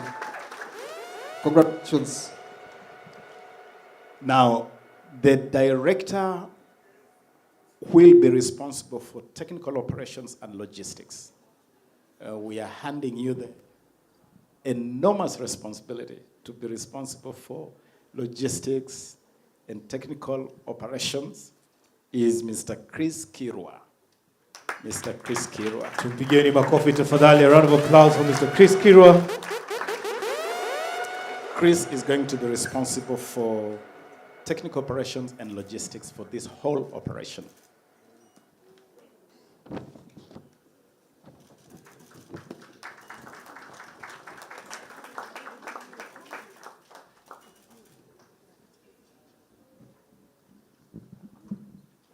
And finally, the person who will be responsible as summit director, who will be directing this whole operation, making sure that it's delivered, is Mr. Kasper Ajuma.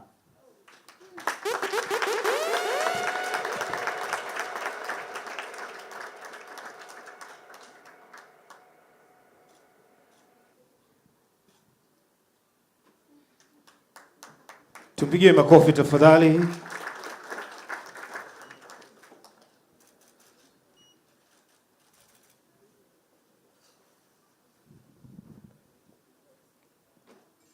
We have started populating the secretariat, and this team we have put together will conclude this process of putting together the secretariat, but to ignite the secretariat to start this operation, because we have agreed that we are hitting the ground running immediately. We have picked a few young people who will help with the, that process, and this team will be led by Mr. Kevin Kiarie Mwinga. Kevin Kiarie? Is Kevin here? Maybe the team, the secretariat team is not here. And is it here? Is Kevin here? I think Wakili wants to pick for him. Kevin, Geoffrey, Eric, and Edwin. Are they here? They are helping us to start the process of the. You may not have informed them. And so, PS, let me leave this to you, just to get the team started. Okay, this secretariat ignition. So Asanteni Sana, the PS will be doing the secretariat. We'll invite the team to join us here for the photo op.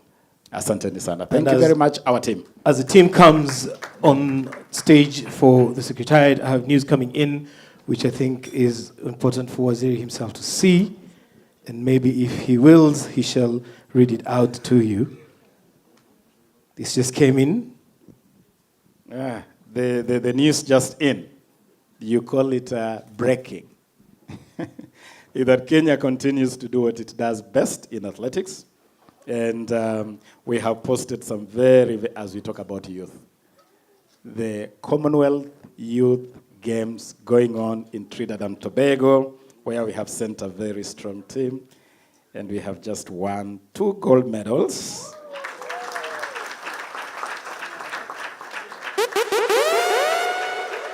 And 2 silver medals, meaning that our young people in the 1500 meters have finished in position 1 and 2 for both girls and boys.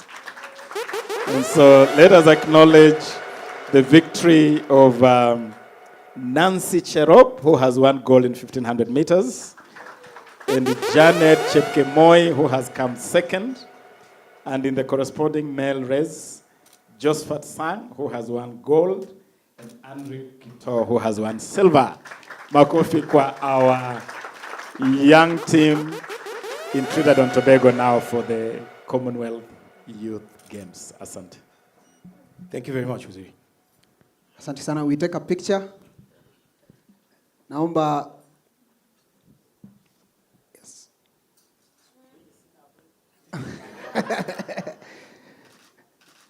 Tuangalie tusikae kama kwaya tafadhali. Basi tuwapigieni makofi one more time. Makofi tafadhali.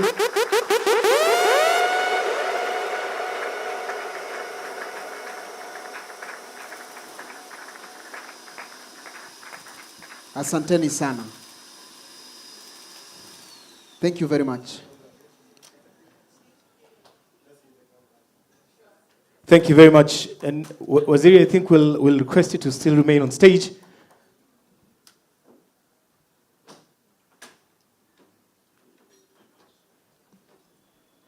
Okay. So I don't know if you have any closing remarks for this before we move on into the next one, or have you said it all? Waziri has said it all. Let's give him a round of applause as we ask him to have a seat. Thank you very much for the support and for giving young people the confidence in today's government. And now, ladies and gentlemen, after deep research and looking around and Googling, I found out his name is Vincent. Who would have thought that he was called Vincent Mwasi? My brother, ukianza mchongoano, unasemanga wase, ndio sasa hata mtu mwingine anaingia. Hebu nipe mic nikuonyeshe. Wacha nitoke tu. No, nipe mic tu. It's better than mine. I want to appreciate you. I want to appreciate you. No, let me appreciate you. I want to leave. Wacha tu niende. For the effort, for... Asante ndugu, wacha niende. No, I just want... We kaa tu hapa. No, I want to advise you actually. Let's appreciate this gentleman. Mpigeni makofi tafadhali. My brother, hii town kama haujaoa bado, usioe. And let me tell you why. Hii town, you are lucky. You're lucky umeoa. Hii town unajua, if you don't have money, don't marry. Because nowadays in this city, they don't love you for who you are. They love you for what you have. So unapata mtu kama huyu, na ni example tu bro. Nakushuku. Na hii kipara yake, unaona hii kipara vile imeshine. Wacha niite side mirror for this context. Unapata juu akona pesa, wasichana wanamsifu. Wanasema nice things, wanasema oh my god, akina penda kipara yake. Sema oh my god tena. Wacha umama bro. Sema tena. Tuko jokes umeanza kulike. Kosa pesa na hii kipara yako. Utapata mademo anauliza na sasa nikuulize kama nywele zinashindwa kuishi na yeye, mimi nda survive. Basi kwenye economy ya bottom up sina wasiwasi wa kukosa pesa, labda wa kukosa nywele tu. Ni nywele tu. Pole bro. Lakini kwa wengi ambao hawana nywele ukiwauliza watakwambia kipara kina kazi. Nao Waswahili wanasema akili ni nywele. Sasa I don't know between me and you and I'm not saying anything. Lakini kila mtu ana zake. Zako. Ladies and gentlemen, I leave you on to Chipukizi to lead us in the next program. I shall be joining him from time to time. Karibu. Asante. Mpigeni makofi ndugu yangu as he leaves. Asante sana. So like I had mentioned in the morning, today Waziri decided to also appreciate our journalists, our media brothers and sisters, because tuko nao hapa ndani ya nyumba. Before we say anything, naomba tuwapigieni makofi tafadhali for coming and for the good job that they do. Unajua hizi kazi zote ambazo ministry imekuwa ikifanya, ingelikuwa si watu wa media, ni ngumu sana watu kule nyumbani wajue. And since Waziri, you've been doing a lot, we've been seeing it on social media, on TV. Credit, we must, wale watu ambao wanatusaidia kusukuma agenda zetu ni watu wetu wa media. Kwa hivyo karibuni sana. I've seen our visitors. Before I call the first speaker to speak, I'd like to, just Mr. Anthony, when they say that around Kenya, it's very easy for you to meet with a lion in the streets. I don't know if it's the same in Rwanda. Rahisi sana. Simba, they come out, but the problem is what happens when they leave the camps and come to the streets. You see, normally, the African way of dealing with lions, or even dogs, when you see them, is that you run. You see a dog that you're not familiar with, you take off. But in Kenya, when they come out, sometimes the media people, they tell us, they give us instructions. They say, if you see a loose lion, please kindly, it's advert on TV. If you see a loose lion, kindly call this number. So now I was trying to imagine, I am walking across the streets of Nairobi, and then I see a lion. Instead of running, I say, let me call them. You don't even have the number, so you have to call your friend to give you the number. Ni aje jamaa uko na ile namba ya Masimba? Kuna moja hapa. You call, they pick. You know what happens? It's a machine you're speaking to. Thank you for calling customer care. For English, press 1. Simba iko hapa. For Kiswahili, press 2. You press 1. For wild animals, press 2.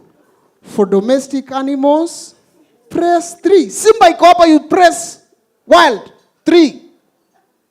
For tiger, press 3. For elephants, press 4. For snakes, press 5. For lions, press 6. You press 6, it's a lion.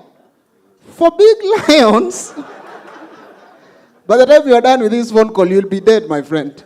And also, I'd like to appreciate Professor. I saw Professor from the left side. Just stand up kidogo, bwana Professor. Tukupigie makofi tafadhali. Professor, simama bwana. You know the way you are talking to us, you must be a professor, bwana. You know the people from left side, ukimutumia, mpigieni makofi tafadhali, Professor. Hawa watu unajua ukimtumia pesa wrong number na M-Pesa, yeye he does not, anaweza kupigia mrudishie ukose kumpea juu ya vile anaitisha. Hello my friend, I sent you 50,000 wrong number M-Pesa. You can decide to return it or take it. Otherwise I was just buying credit bwana. But and also Professor, unajua Simba ikatokea hapa between me na wewe.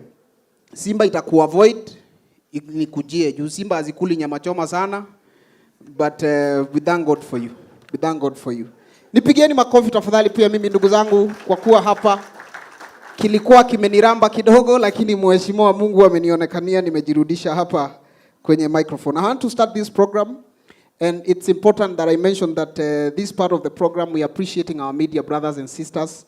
So to first do an introduction remark, ladies and gentlemen, allow me to bring on stage the Secretary General Creative Reporters, Mr. Stevens Mwendo, akuja tufanyie opening remarks. Tumpigieni makofi tafadhali.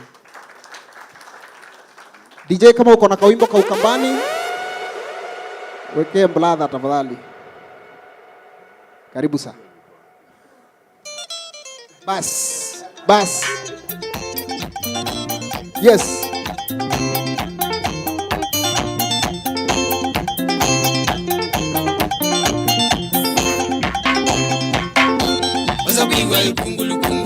Thank you so much. Thank you so much. George analete masinema, and that's okay. Chipukizi. This is a beautiful surprise. I didn't see much of a space where we would speak, but we appreciate this. His Excellency, the CS, Minister for Youth Affairs, the Arts and Sports, the Honorable PS, Ismail Made, the leadership that we have here, especially from the UN bodies represented in this place, all protocol observed. Like Chipukizi has said, I am the SecGen of the Entertainment and Arts Journalists Association of Kenya. This is a team of journalists who have dedicated their art into the space of art. We have come together to break the barriers that have been there before in terms of our reporting. And I want to begin by saying that since when Waziri took over, we have had a moment like never before. We have been in talks and we've been included in most of those discussions that we have had in this place today. Mr. Waziri opened the doors for us and has pulled some fuss that probably from the media fraternity we never thought we'd be involved in. We've been with him in his office. He's broken the barriers towards the way we get information and participate, even as stakeholders in this very platform. Mr. Waziri, let me just say that we are grateful for the efforts that have been made in the spaces that we operate. I think most of our reporting in the recent years was raising questions on why can we do things in a better way, why are things going so wrong, especially in the fields of music, in the fields of fashion, in the fields of comedy, in the fields of general arts, and everything else that encompasses young people. We've seen the efforts coming all the way from the launch of Talanta Hela initiative. We've seen the initiatives going all the way to the grassroots, and we have seen your involvement with the media in terms of involving us as stakeholders in that space, just to be doing our role in terms of giving the Kenyan story, the African story to the world. And I know that even as we do this activity today, Africa is watching and waiting to hear those beautiful stories that we're not just telling, but telling in a very positive way to the whole world and to the entire universe. For me, to everybody here, the word today has been inclusivity, diversity, innovation, and that just means disruption that comes with the youth agenda, and that is what the media here is up to. Guys, we will have fun on it. Thank you so much. Asante sana. Naomba ubebe fimbo yako. Fimbo tu tafadhali. Pigieni mwendo makofi tafadhali. Pigieni makofi baadaye. What you said, they do a good job. Sisi wasanii ingelikuwa si watu kama mwendo wengine wetu also atungekuwa tunapata the coverage they give us. So thank you, sir. At this point, ladies and gentlemen, allow me to invite the President, Sports Journalists Association Kenya, Mr. James Waindi, to come and make a few remarks. Pigeni orezo makofi tafadhali. Karibu sana Mheshimiwa Rais. Tuzungumzie. Thank you very much, Kizi. CS Sports, Babu Namwamba, PS Maalim, dear colleagues, good morning. I would like to acknowledge the presence of our SJAC executive. Maybe they can just stand wherever they are and wave. Tuwapigieni makofi tafadhali. Asanteni sana. Today, Bwana CS, it's a very exciting day for us. It's a major honor. We've never been acknowledged before. Yeah, we've never been acknowledged before and rewarded. So it's a big thing for us. We really appreciate it. Previously, we normally award people, athletes, boxers, footballers, volleyballers, name them, referees, coaches, but this is the first time. So asante sana. I would like to tell you that this year we've had a lot of excellent journalists, the like of Elias Makori, Sila Kiplagat. They were nominated for some global awards. Even Moses Wahisi, he won Sports Journalist of the Year. MCK, congratulations. Shadrack Kandenga, his story was the best in Africa. He did something about extremism in sports. So we were planning this year, at the end of the year, we have a gala award, and I hope you can come in and support us. Yeah, going forward, last month we had a workshop in Mombasa. We were with the PS Tum. He cracked a joke. He said that when a hen, kuku kienyeji, when it lays a single egg, it makes a lot of noise. But when a cow, which gives 10 to 20 liters, is being milked, it's very silent. So, Bwana CS, maybe your ministry is like the cow, and these guys here are the ones to help you make noise. Ama vipi jamaa? So, if you reward us, we'll also make noise for you.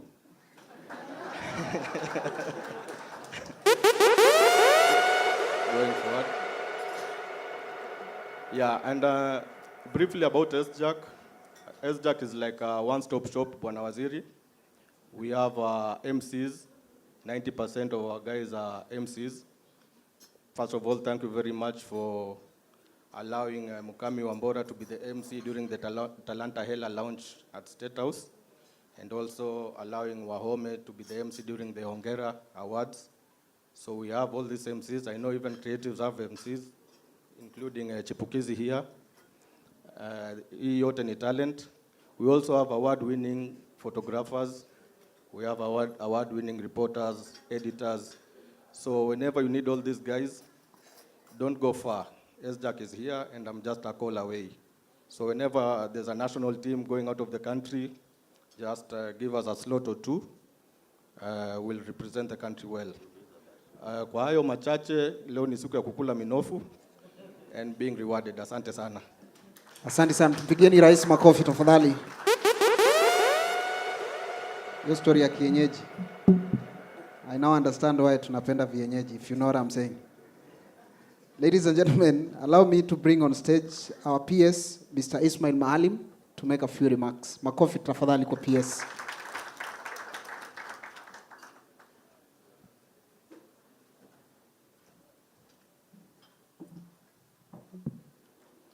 Thank you very much, Chipukizi.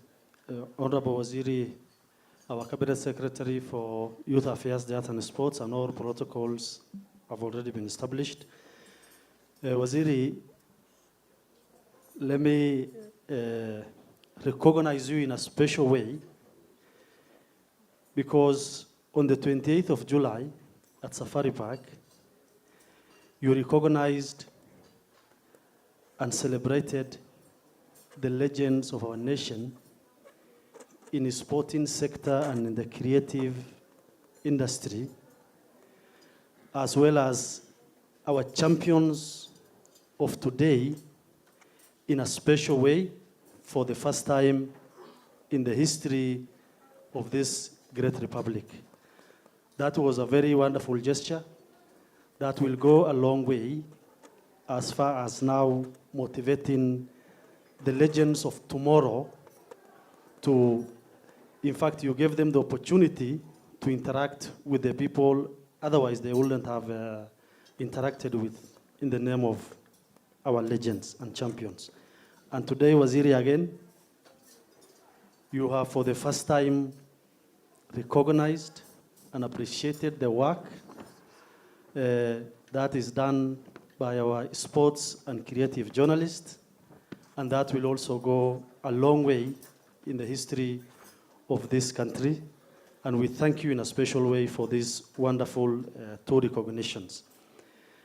Very briefly, to our media team, that we are recognizing today. We know you are our friends. As the speaker before me just said, you are the people who will help us to make the noise. And in this ministry, through the leadership of our CS, we are doing great. And we really thank you very much for being with us, for making the noise for us. I know the Kenyans in all the corners of this country have seen the difference through the leadership of our CS, that the ministry is really making an impact on our people. And thank you very much for helping us to showcase that to our people. And as our good partners and stakeholders, we really appreciate you. In the creative journalism, we have a lot that is happening in our ministry in the creative sector. We have the CEOs of our Film Commission, Film Classification Board, and Kenya National Library Services, and all other art-related activities in our ministry. We want to tell our stories. We want to share what we are with the rest of the world. And we, for sure, cannot do that without your support. We really seek your partnership in telling this story and selling this to the rest of the world. We all know we have very wonderful film destination and environment that the world-renowned film companies can come and do films here and create employment opportunities and business opportunities for our people. And all these can be realized with your support as our partners. We really, again, appeal to you to help us to tell this story. We really appreciate your partnership. We don't take this for granted. We will walk all this journey with you as a ministry, and you will have our support, and we really appreciate that. And please feel free to reach out to us, and we appreciate too.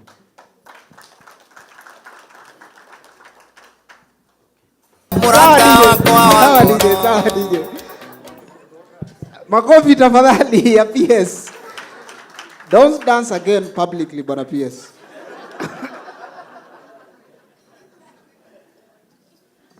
Asante sana.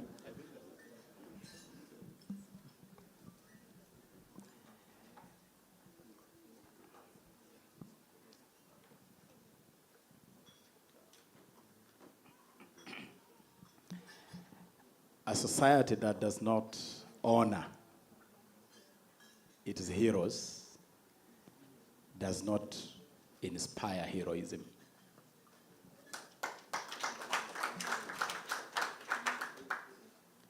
It is important that we recognize and appreciate those who make our society better by just doing the best in the spaces that they occupy. Martin Luther King Jr. tells a story of a street sweeper. And he says, if it is your commission in this life to be a street sweeper, sweep the streets so well that even the hosts of heaven, on coming across your street, will have no choice but to stop and marvel in awe and exclaim, behold, there lives a street sweeper here. A street sweeper who sweeps streets so well that it reminds me of the music of Beethoven, the poetry of Shakespeare, and the paintings of Michelangelo. What a street sweeper could that be? What a street sweeper. But what Martin Luther King is inspiring us in that incredible speech is just that whatever it is that you do it to the best of your abilities. Do it in pursuit of being the best at what you do. And to inspire that, to inspire each one of us to be the best at what we do, we have to recognize effort. We have to appreciate effort. We have the bad manners of honoring people in death. And we are long and glossy and opulent in our adulation of the dead. Sometimes it's just absolutely disgusting. The other day, a couple of weeks after I took office as cabinet secretary, among my first acts was to travel to Kericho to lay to rest an 84-year-old hero called Wilson Kiprugut Arap Chumo. This is the man who won Kenya's first ever medal at the Olympics, Tokyo 64. When he won bronze medal, the first ever medal, opening the floodgates. It is Wilson Kiprugut Arap Chumo that was actually the precursor to the great heroics of Kipchoge Keino, who went on to win our first gold medal at Mexico 68.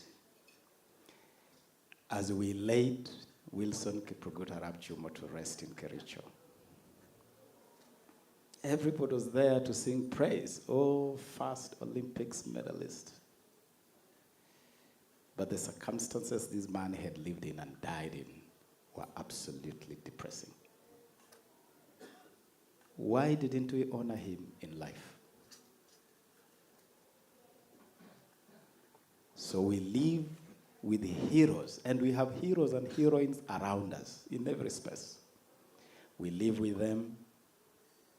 We barely pay attention to them. In their distress, we never reach out to them. But when they die, oh, we come out in droves. And we dress well. And we dress them well too, while dead. We believe at this ministry that we have to honor our heroes and heroines now.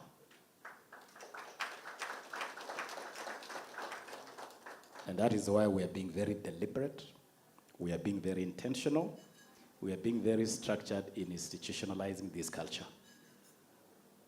I'm very pleased that in the last 3 months, we have honored legends of our incredible rallying heritage. And we hosted a beautiful ceremony.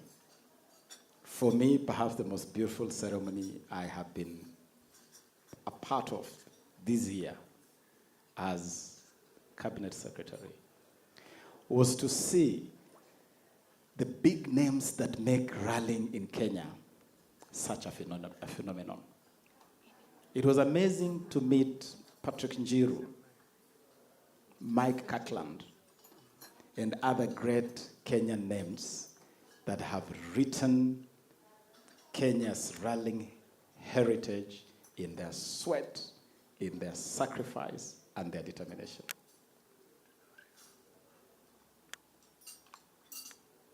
We then met in this room to honor our current heroes of rallying. That included 3 youngsters that we are supporting under the Youngsters program. They include really, really young people like McCrae Kimathi,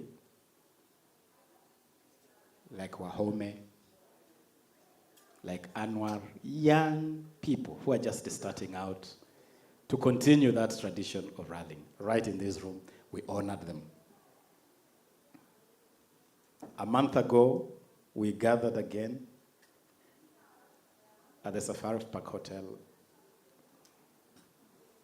where we had the mother of all events. We brought together 1,200 heroes and heroines across sports and the creatives. And even our current world beaters, because in that ceremony, we invited the team, I was just breaking news to you, winning gold in Trinidad and Tobago. Those are kids, they're 15, they're 16, they're 17. We invited them to that dinner. And they were completely blown away to meet Kenyans who won gold medal in 1968 in Mexico. To meet Kenyans who set the pace of the incredible tradition of Kenya as a world beater in athletics and in sports. It was amazing to meet great names in football and to honor them. People like the great coach Marshall Mulwa, that many young people may not be familiar with. Great football legends like J.J. Masiga, the family of the late Joe Kadenge. We brought all of them together. We honored our past legends while also appreciating our current generation of heroes. I'm pleased to announce to you that this is going to be an annual ritual of this ministry.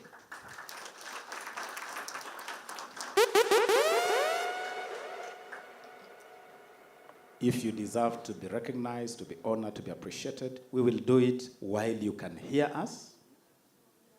If we are going to give you a bouquet of flowers, we will hand you the bouquet of flowers so that you can enjoy the scent when you still have the sense of smell. So that you can see the flowers when you still have the sense of sight.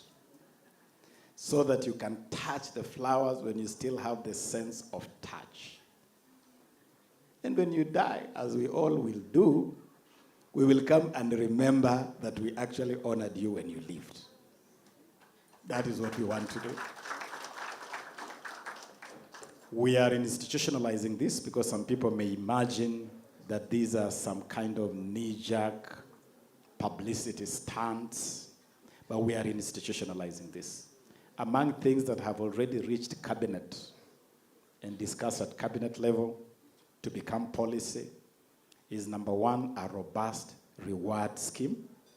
A reward scheme that we have spent 6 months to work on. When you saw us hand Faith Kipyegon a check for 5 million Kenya shillings and a key to a 6 million shilling house, it was not a knee-jerk thing, it was not a publicity stunt, it was something right from our new reward scheme, which the ministry has worked on. Our children that are doing very well in Trinidad and Tobago, when they land here, they'll be similarly honored within that framework of the new reward scheme. We have also presented a formal submission to Cabinet on how to use national honors and awards to better appreciate our heroes and heroines in this space. So that when you hear someone carrying a title like EGH, HSC, CBS, there must be more substance than just who you know in carrying those titles. And so we want people who really put Kenya on the map. I love to say that Kenya's #1 export to the world is not tea, it's not coffee, it's not tourism, it's not flowers. Our #1 export to the world is the incredible performance of our sportsmen and women and our creatives. When Faith Kipyegon is breaking world records for fun, when Lupita Nyong'o is winning the Oscar, The branding value of that, you cannot quantify. You can't quantify, even if you paid CNN, BBC, and all of those media houses for 12 months continuously in a year, you will not get the same branding value that you get in that moment that Faith Kipyegon becomes a world record holder.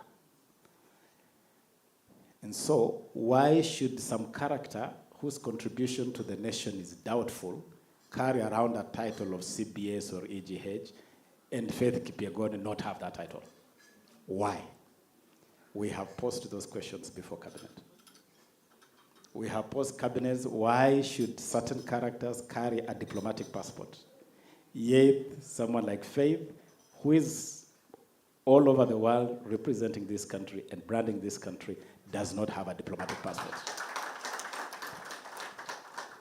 So, today is yet another installment of us honoring Kenyans whose contribution in branding this country is really commendable.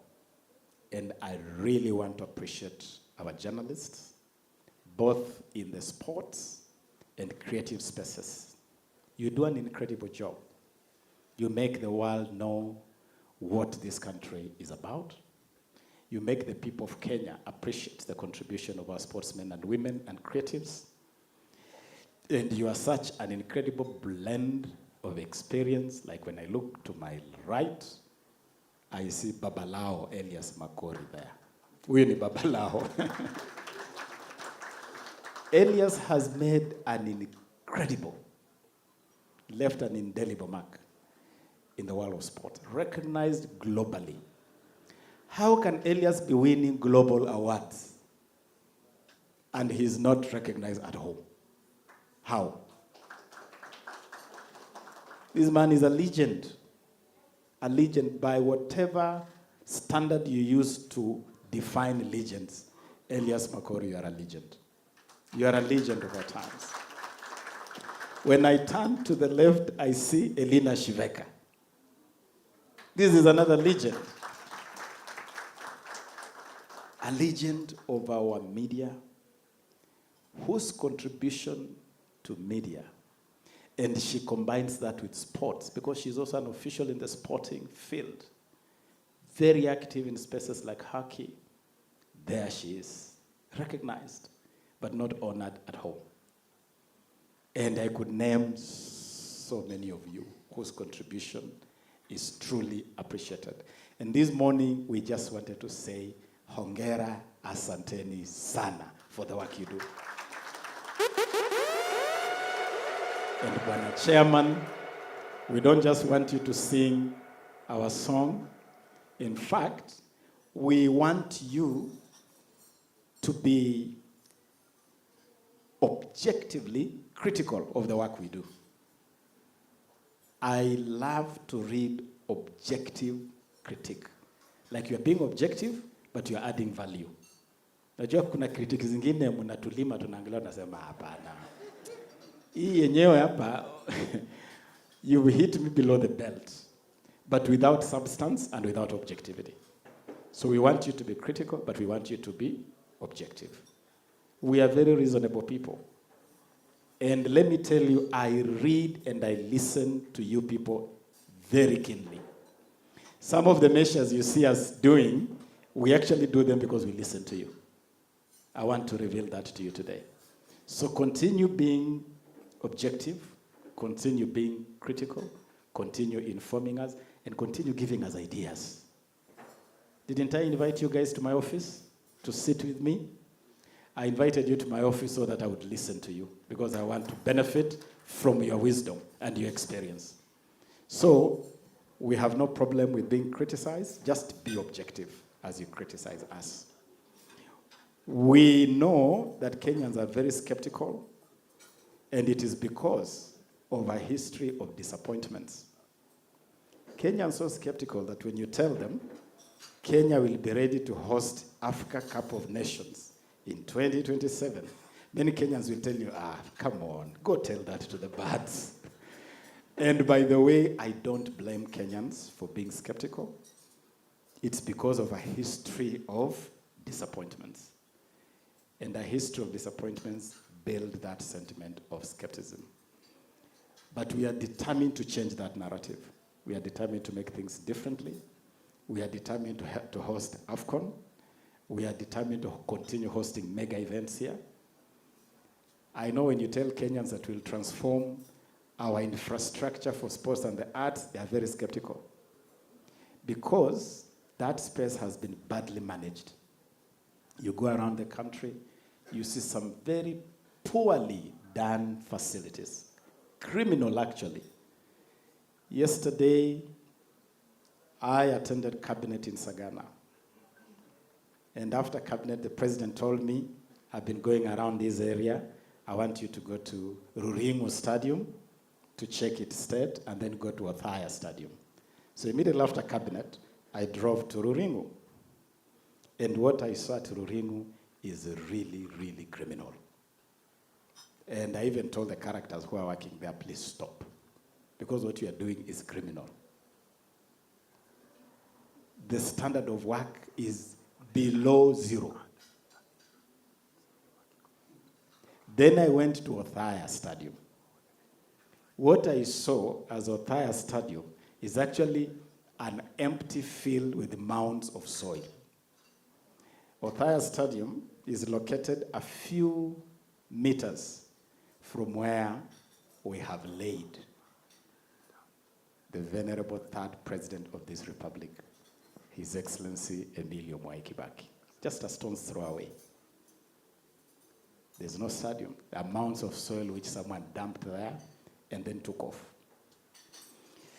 That kind of history engenders and encourages skepticism.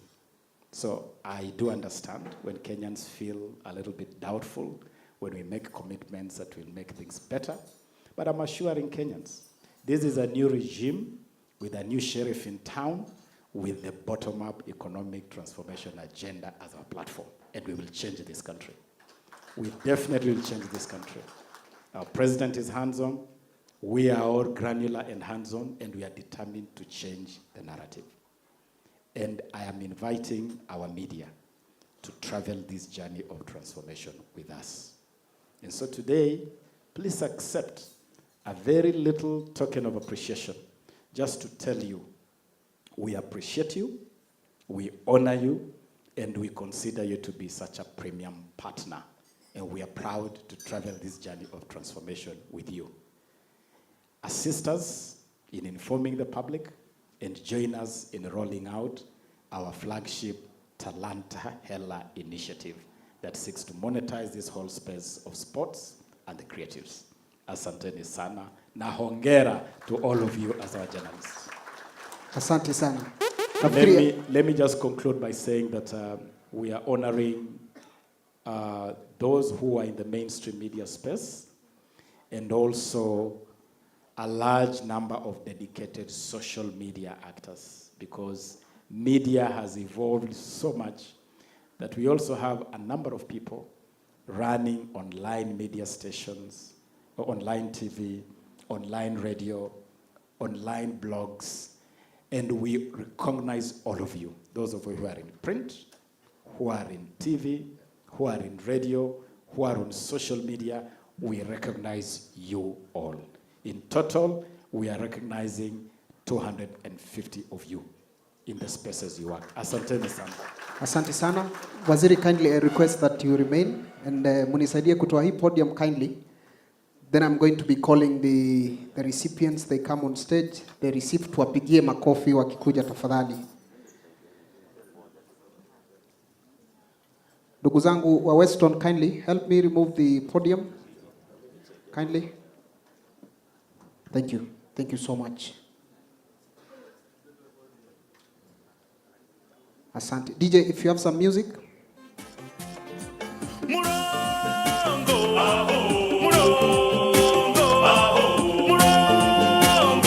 Asante.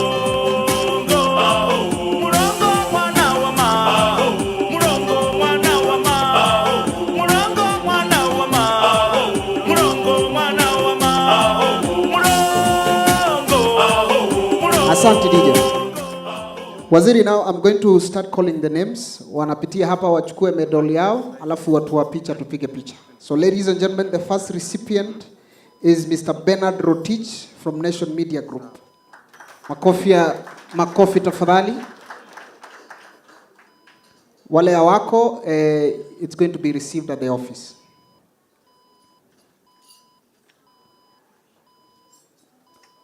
So Bernard Rotich comes from Eldoret, by the way.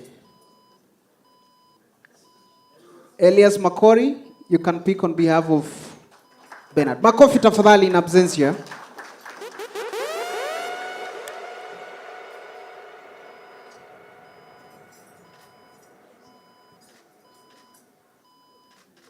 And then kindly makofi tafadhali. Thank you so much. Let's have Shedrack Adega, is a freelance journalist. Tumpigeni makofi mpaka akuje jameni. Unajua tunajaribu kukaa kama Grammys ndugu zangu. DJ also give us some songs. Tuko na pia anafuatwa na Greg Mulemi from Radio Jambo. Karibu sana. Greg Mulemi from Radio Jambo.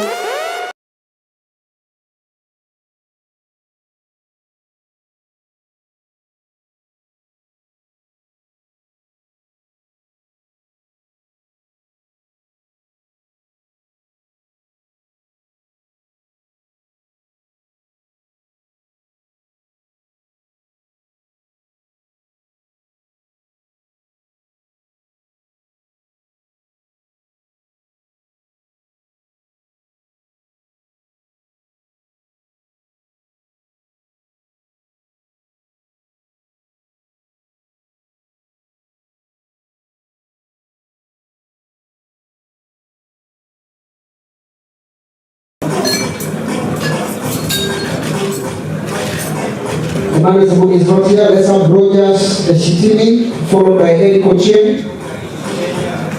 Tafadhali naomba tuwe sababu tuko wengi kindly. Tukuwe na Paul Abuje Ojege. Tukuwe na Jeff Mogiru from KTN. Karibuni sana. And kindly don't leave. There is a waziri hapa maneno. So don't leave once you receive. Jeff Mogere KTN, Sisi Odongo, followed by Robinson Nyamwaya from KTN also. Nyamwaya from KTN, Elias Hassan. Juma. Mdosi yuko happy. We can have somebody from KTN pick for who is not here. Let us have Washington Onyango, the Standard Kisumu. Washington Onyango, Standard Kisumu. We have James Magai, Pulse. Hey. Jemoa Pulse. Kindly, akifuatwa na Ken Nato, a freelance journalist. Wapi makofi ya Nato tafadhali.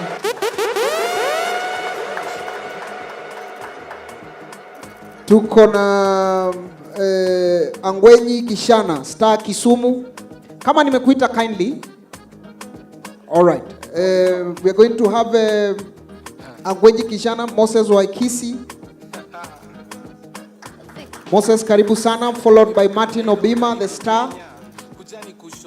Martin Obima, followed by Daudi Were, a freelance journalist. Daudi Were, followed by Steve Ayo, a freelance journalist. Followed by James Waindi, SJAC president. Tupigeni Mheshimiwa Rais makofi. Joyce Mokami Wambora, treasurer SJAC. Tuko na Abula Hamed, a member of SJAC from K24. Tuko na Agnes Makadia, SJAC ESCO member from Nation Media. Tuko na Beryl Ringos, KTN. Akifuatwa na Isaac Swila, Citizen Digital. Isaac Swila, Citizen Digital. Tuko na Fred Arocho, Radio 47. Fred Arocho, Radio 47. Tuko na Samson Ateka, SJAC Secretary from the Star. Tuko na Charity Wanja, SJAC freelance journalist. Tuko na Eric Njiru, President, Vice President, SJAC. Na tuko na Justin Langat, World Athletics, followed by Victor Ogale, Media Guru, followed by Lynette Madheka, Mozart Sports Online. Kindly nikikuita naomba uje kwa sababu ya muda. Tuko wengi.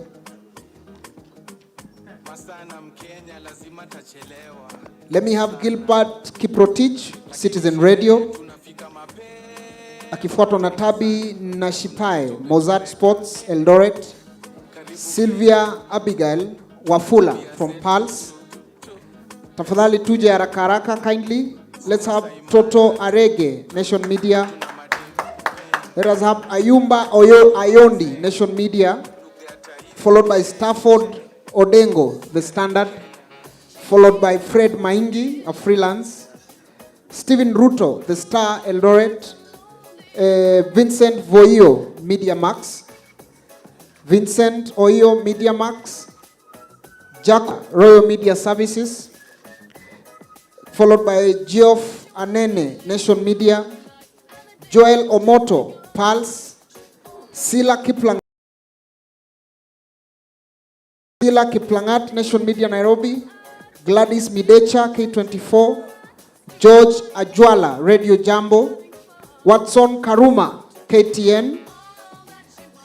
Steve Shitera, Citizen TV. Samuel Gashira, Nation.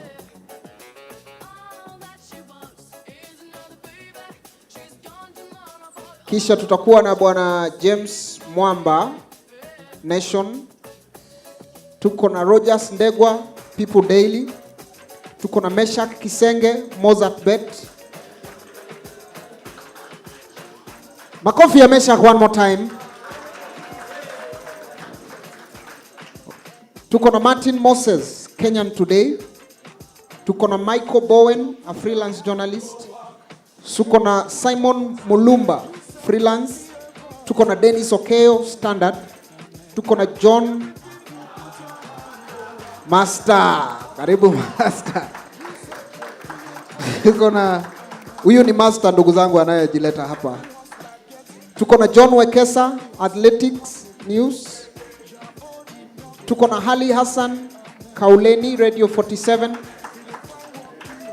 Tuko na Shamason Osiago, NTV.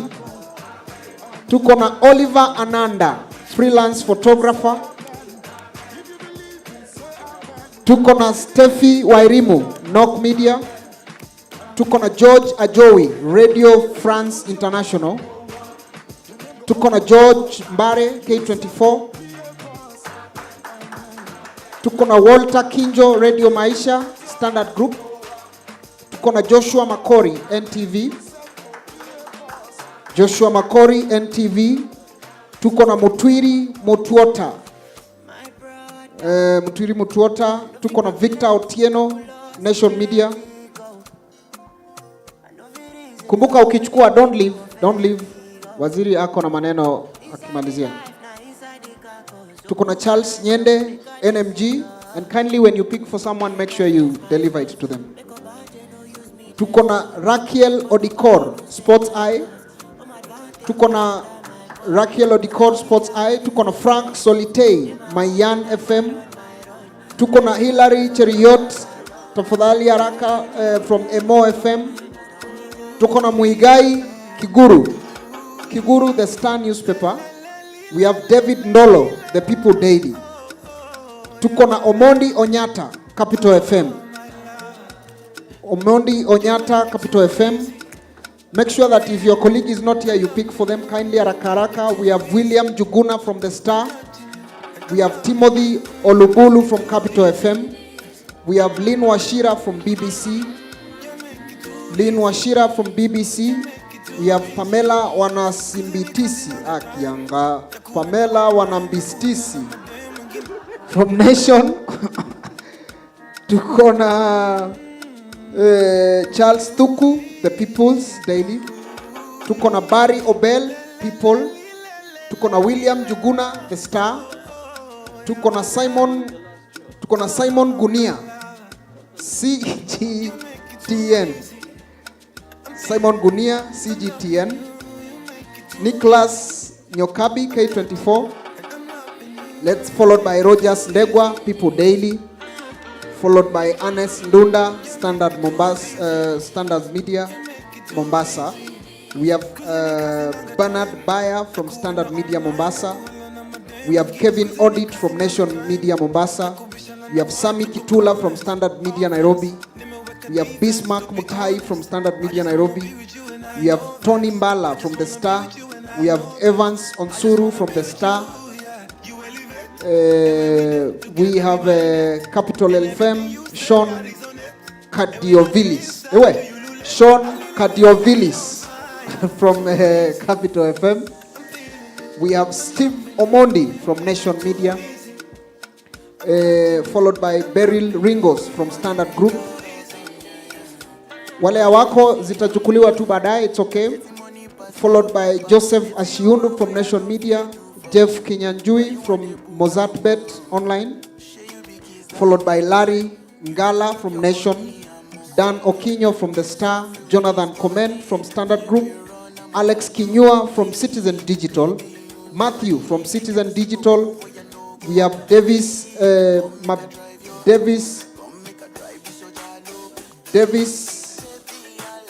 Mabiria from KTN, Josephat Kebut from Kass FM, Philip Kamiacha from People's Daily, Linda Rotunov, a freelance, Hilary Aneka, NTV, Dennis Machio, Michezo Africa, Bernard Dong, NTV. Somebody can pick for him if he is not here. We have Florence Dugui, a freelance. We have Ivy Ijai, KTN. We have Moigai Kuguru, The Star. We have Masharia Mwangi, Nation Media Naivasha. We have Francis Moredi, Nation Media Nakuru. We have Ben Haihenda, Standard Nakuru. Sami Mose, Standard Nyeri. We have Philip Onyango, freelance Mombasa. We have Rajan Mizra, NTV Mombasa. We have Abdul Rahman Sharif, Nation Media Mombasa. We have Bernard Bayer, NTV Mombasa, followed by Samuel Nganga, The Star. We have Martin Obimba, The Star. Dennis Kamariki, Citizen Digital. We have Evelyn Wata, IOC, Spain. We have Celestine Caroni, BBC. We have John Nene, freelance boxing. We have Mohamed Abubakar, CGTN. We have John Vaslin, a freelance. We have Idris Situma, BBC. We have Rob from Kass TV. We have Eddie Kimani, freelance. We have James Wakabi, NTV. We have Peter Njenga, Nation Media. Mike Okinyi, Citizen. Alex Isaboke, Capital FM. Chris Mbaisi, The Star. Michelle Katami, BBS. Charles Thuku, People Daily. Gilbert Wandera, a freelance. Edwin Otieno, People Daily. Lucky Oluoch, People Daily. Kelly Ayondi, freelance. Robin Toskin, freelance. Arison Kivisu, People Daily Mombasa. Viola Kasome, People Daily Kisumu. Emmanuel Masinde, People Daily Eldoret. Roy Lumbe, People Daily Nakuru. We have Chris Migwambo, K24. We have Kelvin Kimandi, K24. We have Lucky Hariano, Radio 47. Albanas Kiswili, TV 47 Digital. And we have, ukisikia your colleague, kindly you can pick for them. Tuko na Dennis Otieno, TV 47. Tuko na Hamed Bajaj, TV 47. Tuko na Elina Shiveka, KBC. Elina Shiveka, KBC, she is here with us. Mary Wavinya, KBC. Daniel Wahome, KBC. Bernard Okumu, KBC. Kennedy Langat, KBC. Bakli Odendo, KBC. David Karanja, KBC. Watu wa KBC tukuje tu. Daniel Mwendwa KBC, Patrick Moleka KBC, Isaac Lemoka KBC, George Wakwa idhaa ya taifa, Maxwell Wasike KBC, Robert Osoro KBC, Jospat Emeje KBC, Frank Mutoka KBC, Ross Wasike KBC, Brian Kimani KBC, Dismas Otuke KBC. Na hapo ndio wapigeni makofi tafadhali. And then we have Francis Wandegu. Francis Wandegu. We have Chris Omolo from Nation Media. We have Jafeth Motinda from Nation Media. We have Geoffrey Anene. We have James Apondo, Citizen. We have Max Miller Wafula, County Reporter. We have Sadiku Shaban, CGTN. We have Dennis Mabuka, Goal.com. We have Benson Bare. We have Eileen Kimutai, AFP reporter. Tuko na Jared Ombui, KBC Digital. Tuko na Job Ongweno, Moyasa. Tuko na Vivian Mora, Moyasa. Tuko na Gilbert Nalwa, Moyasa. Tuko na Adson Ojiambo, Moyasa. Na tuko na Norbert Ouma, Moyasa. And finally, we have Stevens Mwendo, Standard creative reporter. Karibu sana chairman.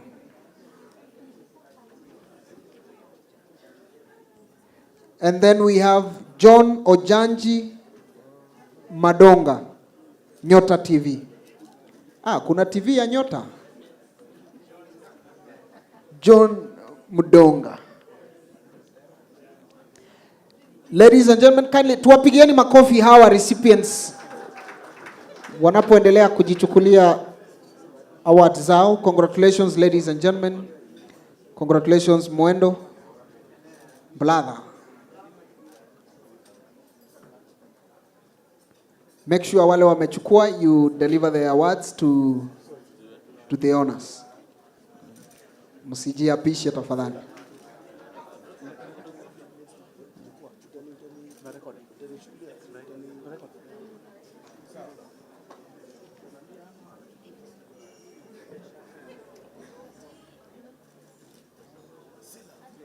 Hilary Musisa Moyasa.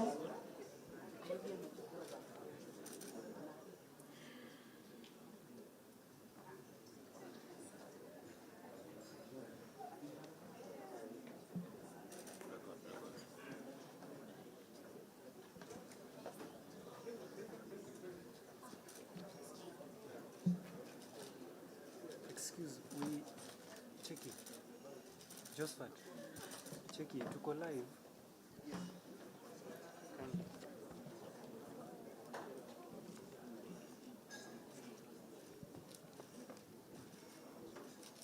Asante sana. Nafikiri we are done. Most of them are from the counties and I'm being told that kuna pia creatives ambao watakuwa wanapewa. Tuwapigieni makofi ladies and gentlemen.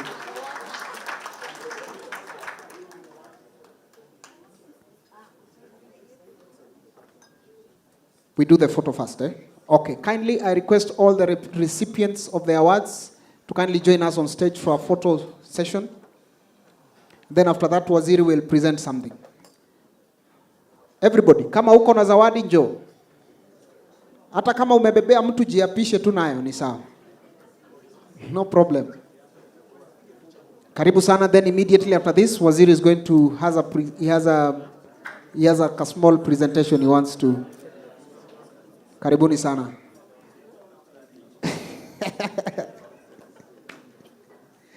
Hongera sana.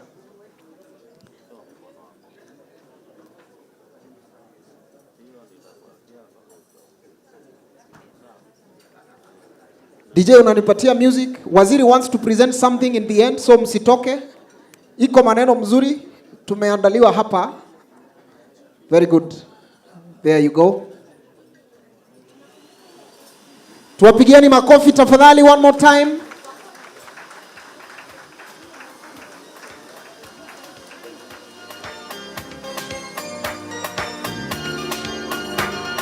Asante. Asante sana. Camera guys, when you're ready, you let me know.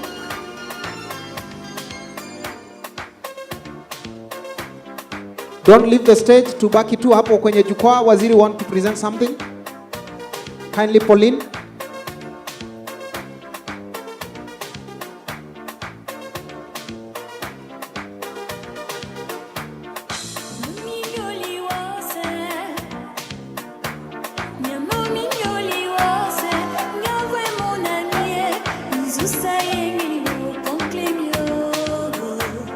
Now, good people, first of all, congratulations to each one of you. We just wanted to say asanteni sana. And to go with your mementos, we have a little token of appreciation of 5 million Kenya shillings. Guys, come on, we can do better than that. 5 million Kenyan shillings, let's make some noise. Congratulations, tutoe hizi viti tupate picha mzuri tafadhali. Milioni 5 ndugu zangu. Congratulations one more time.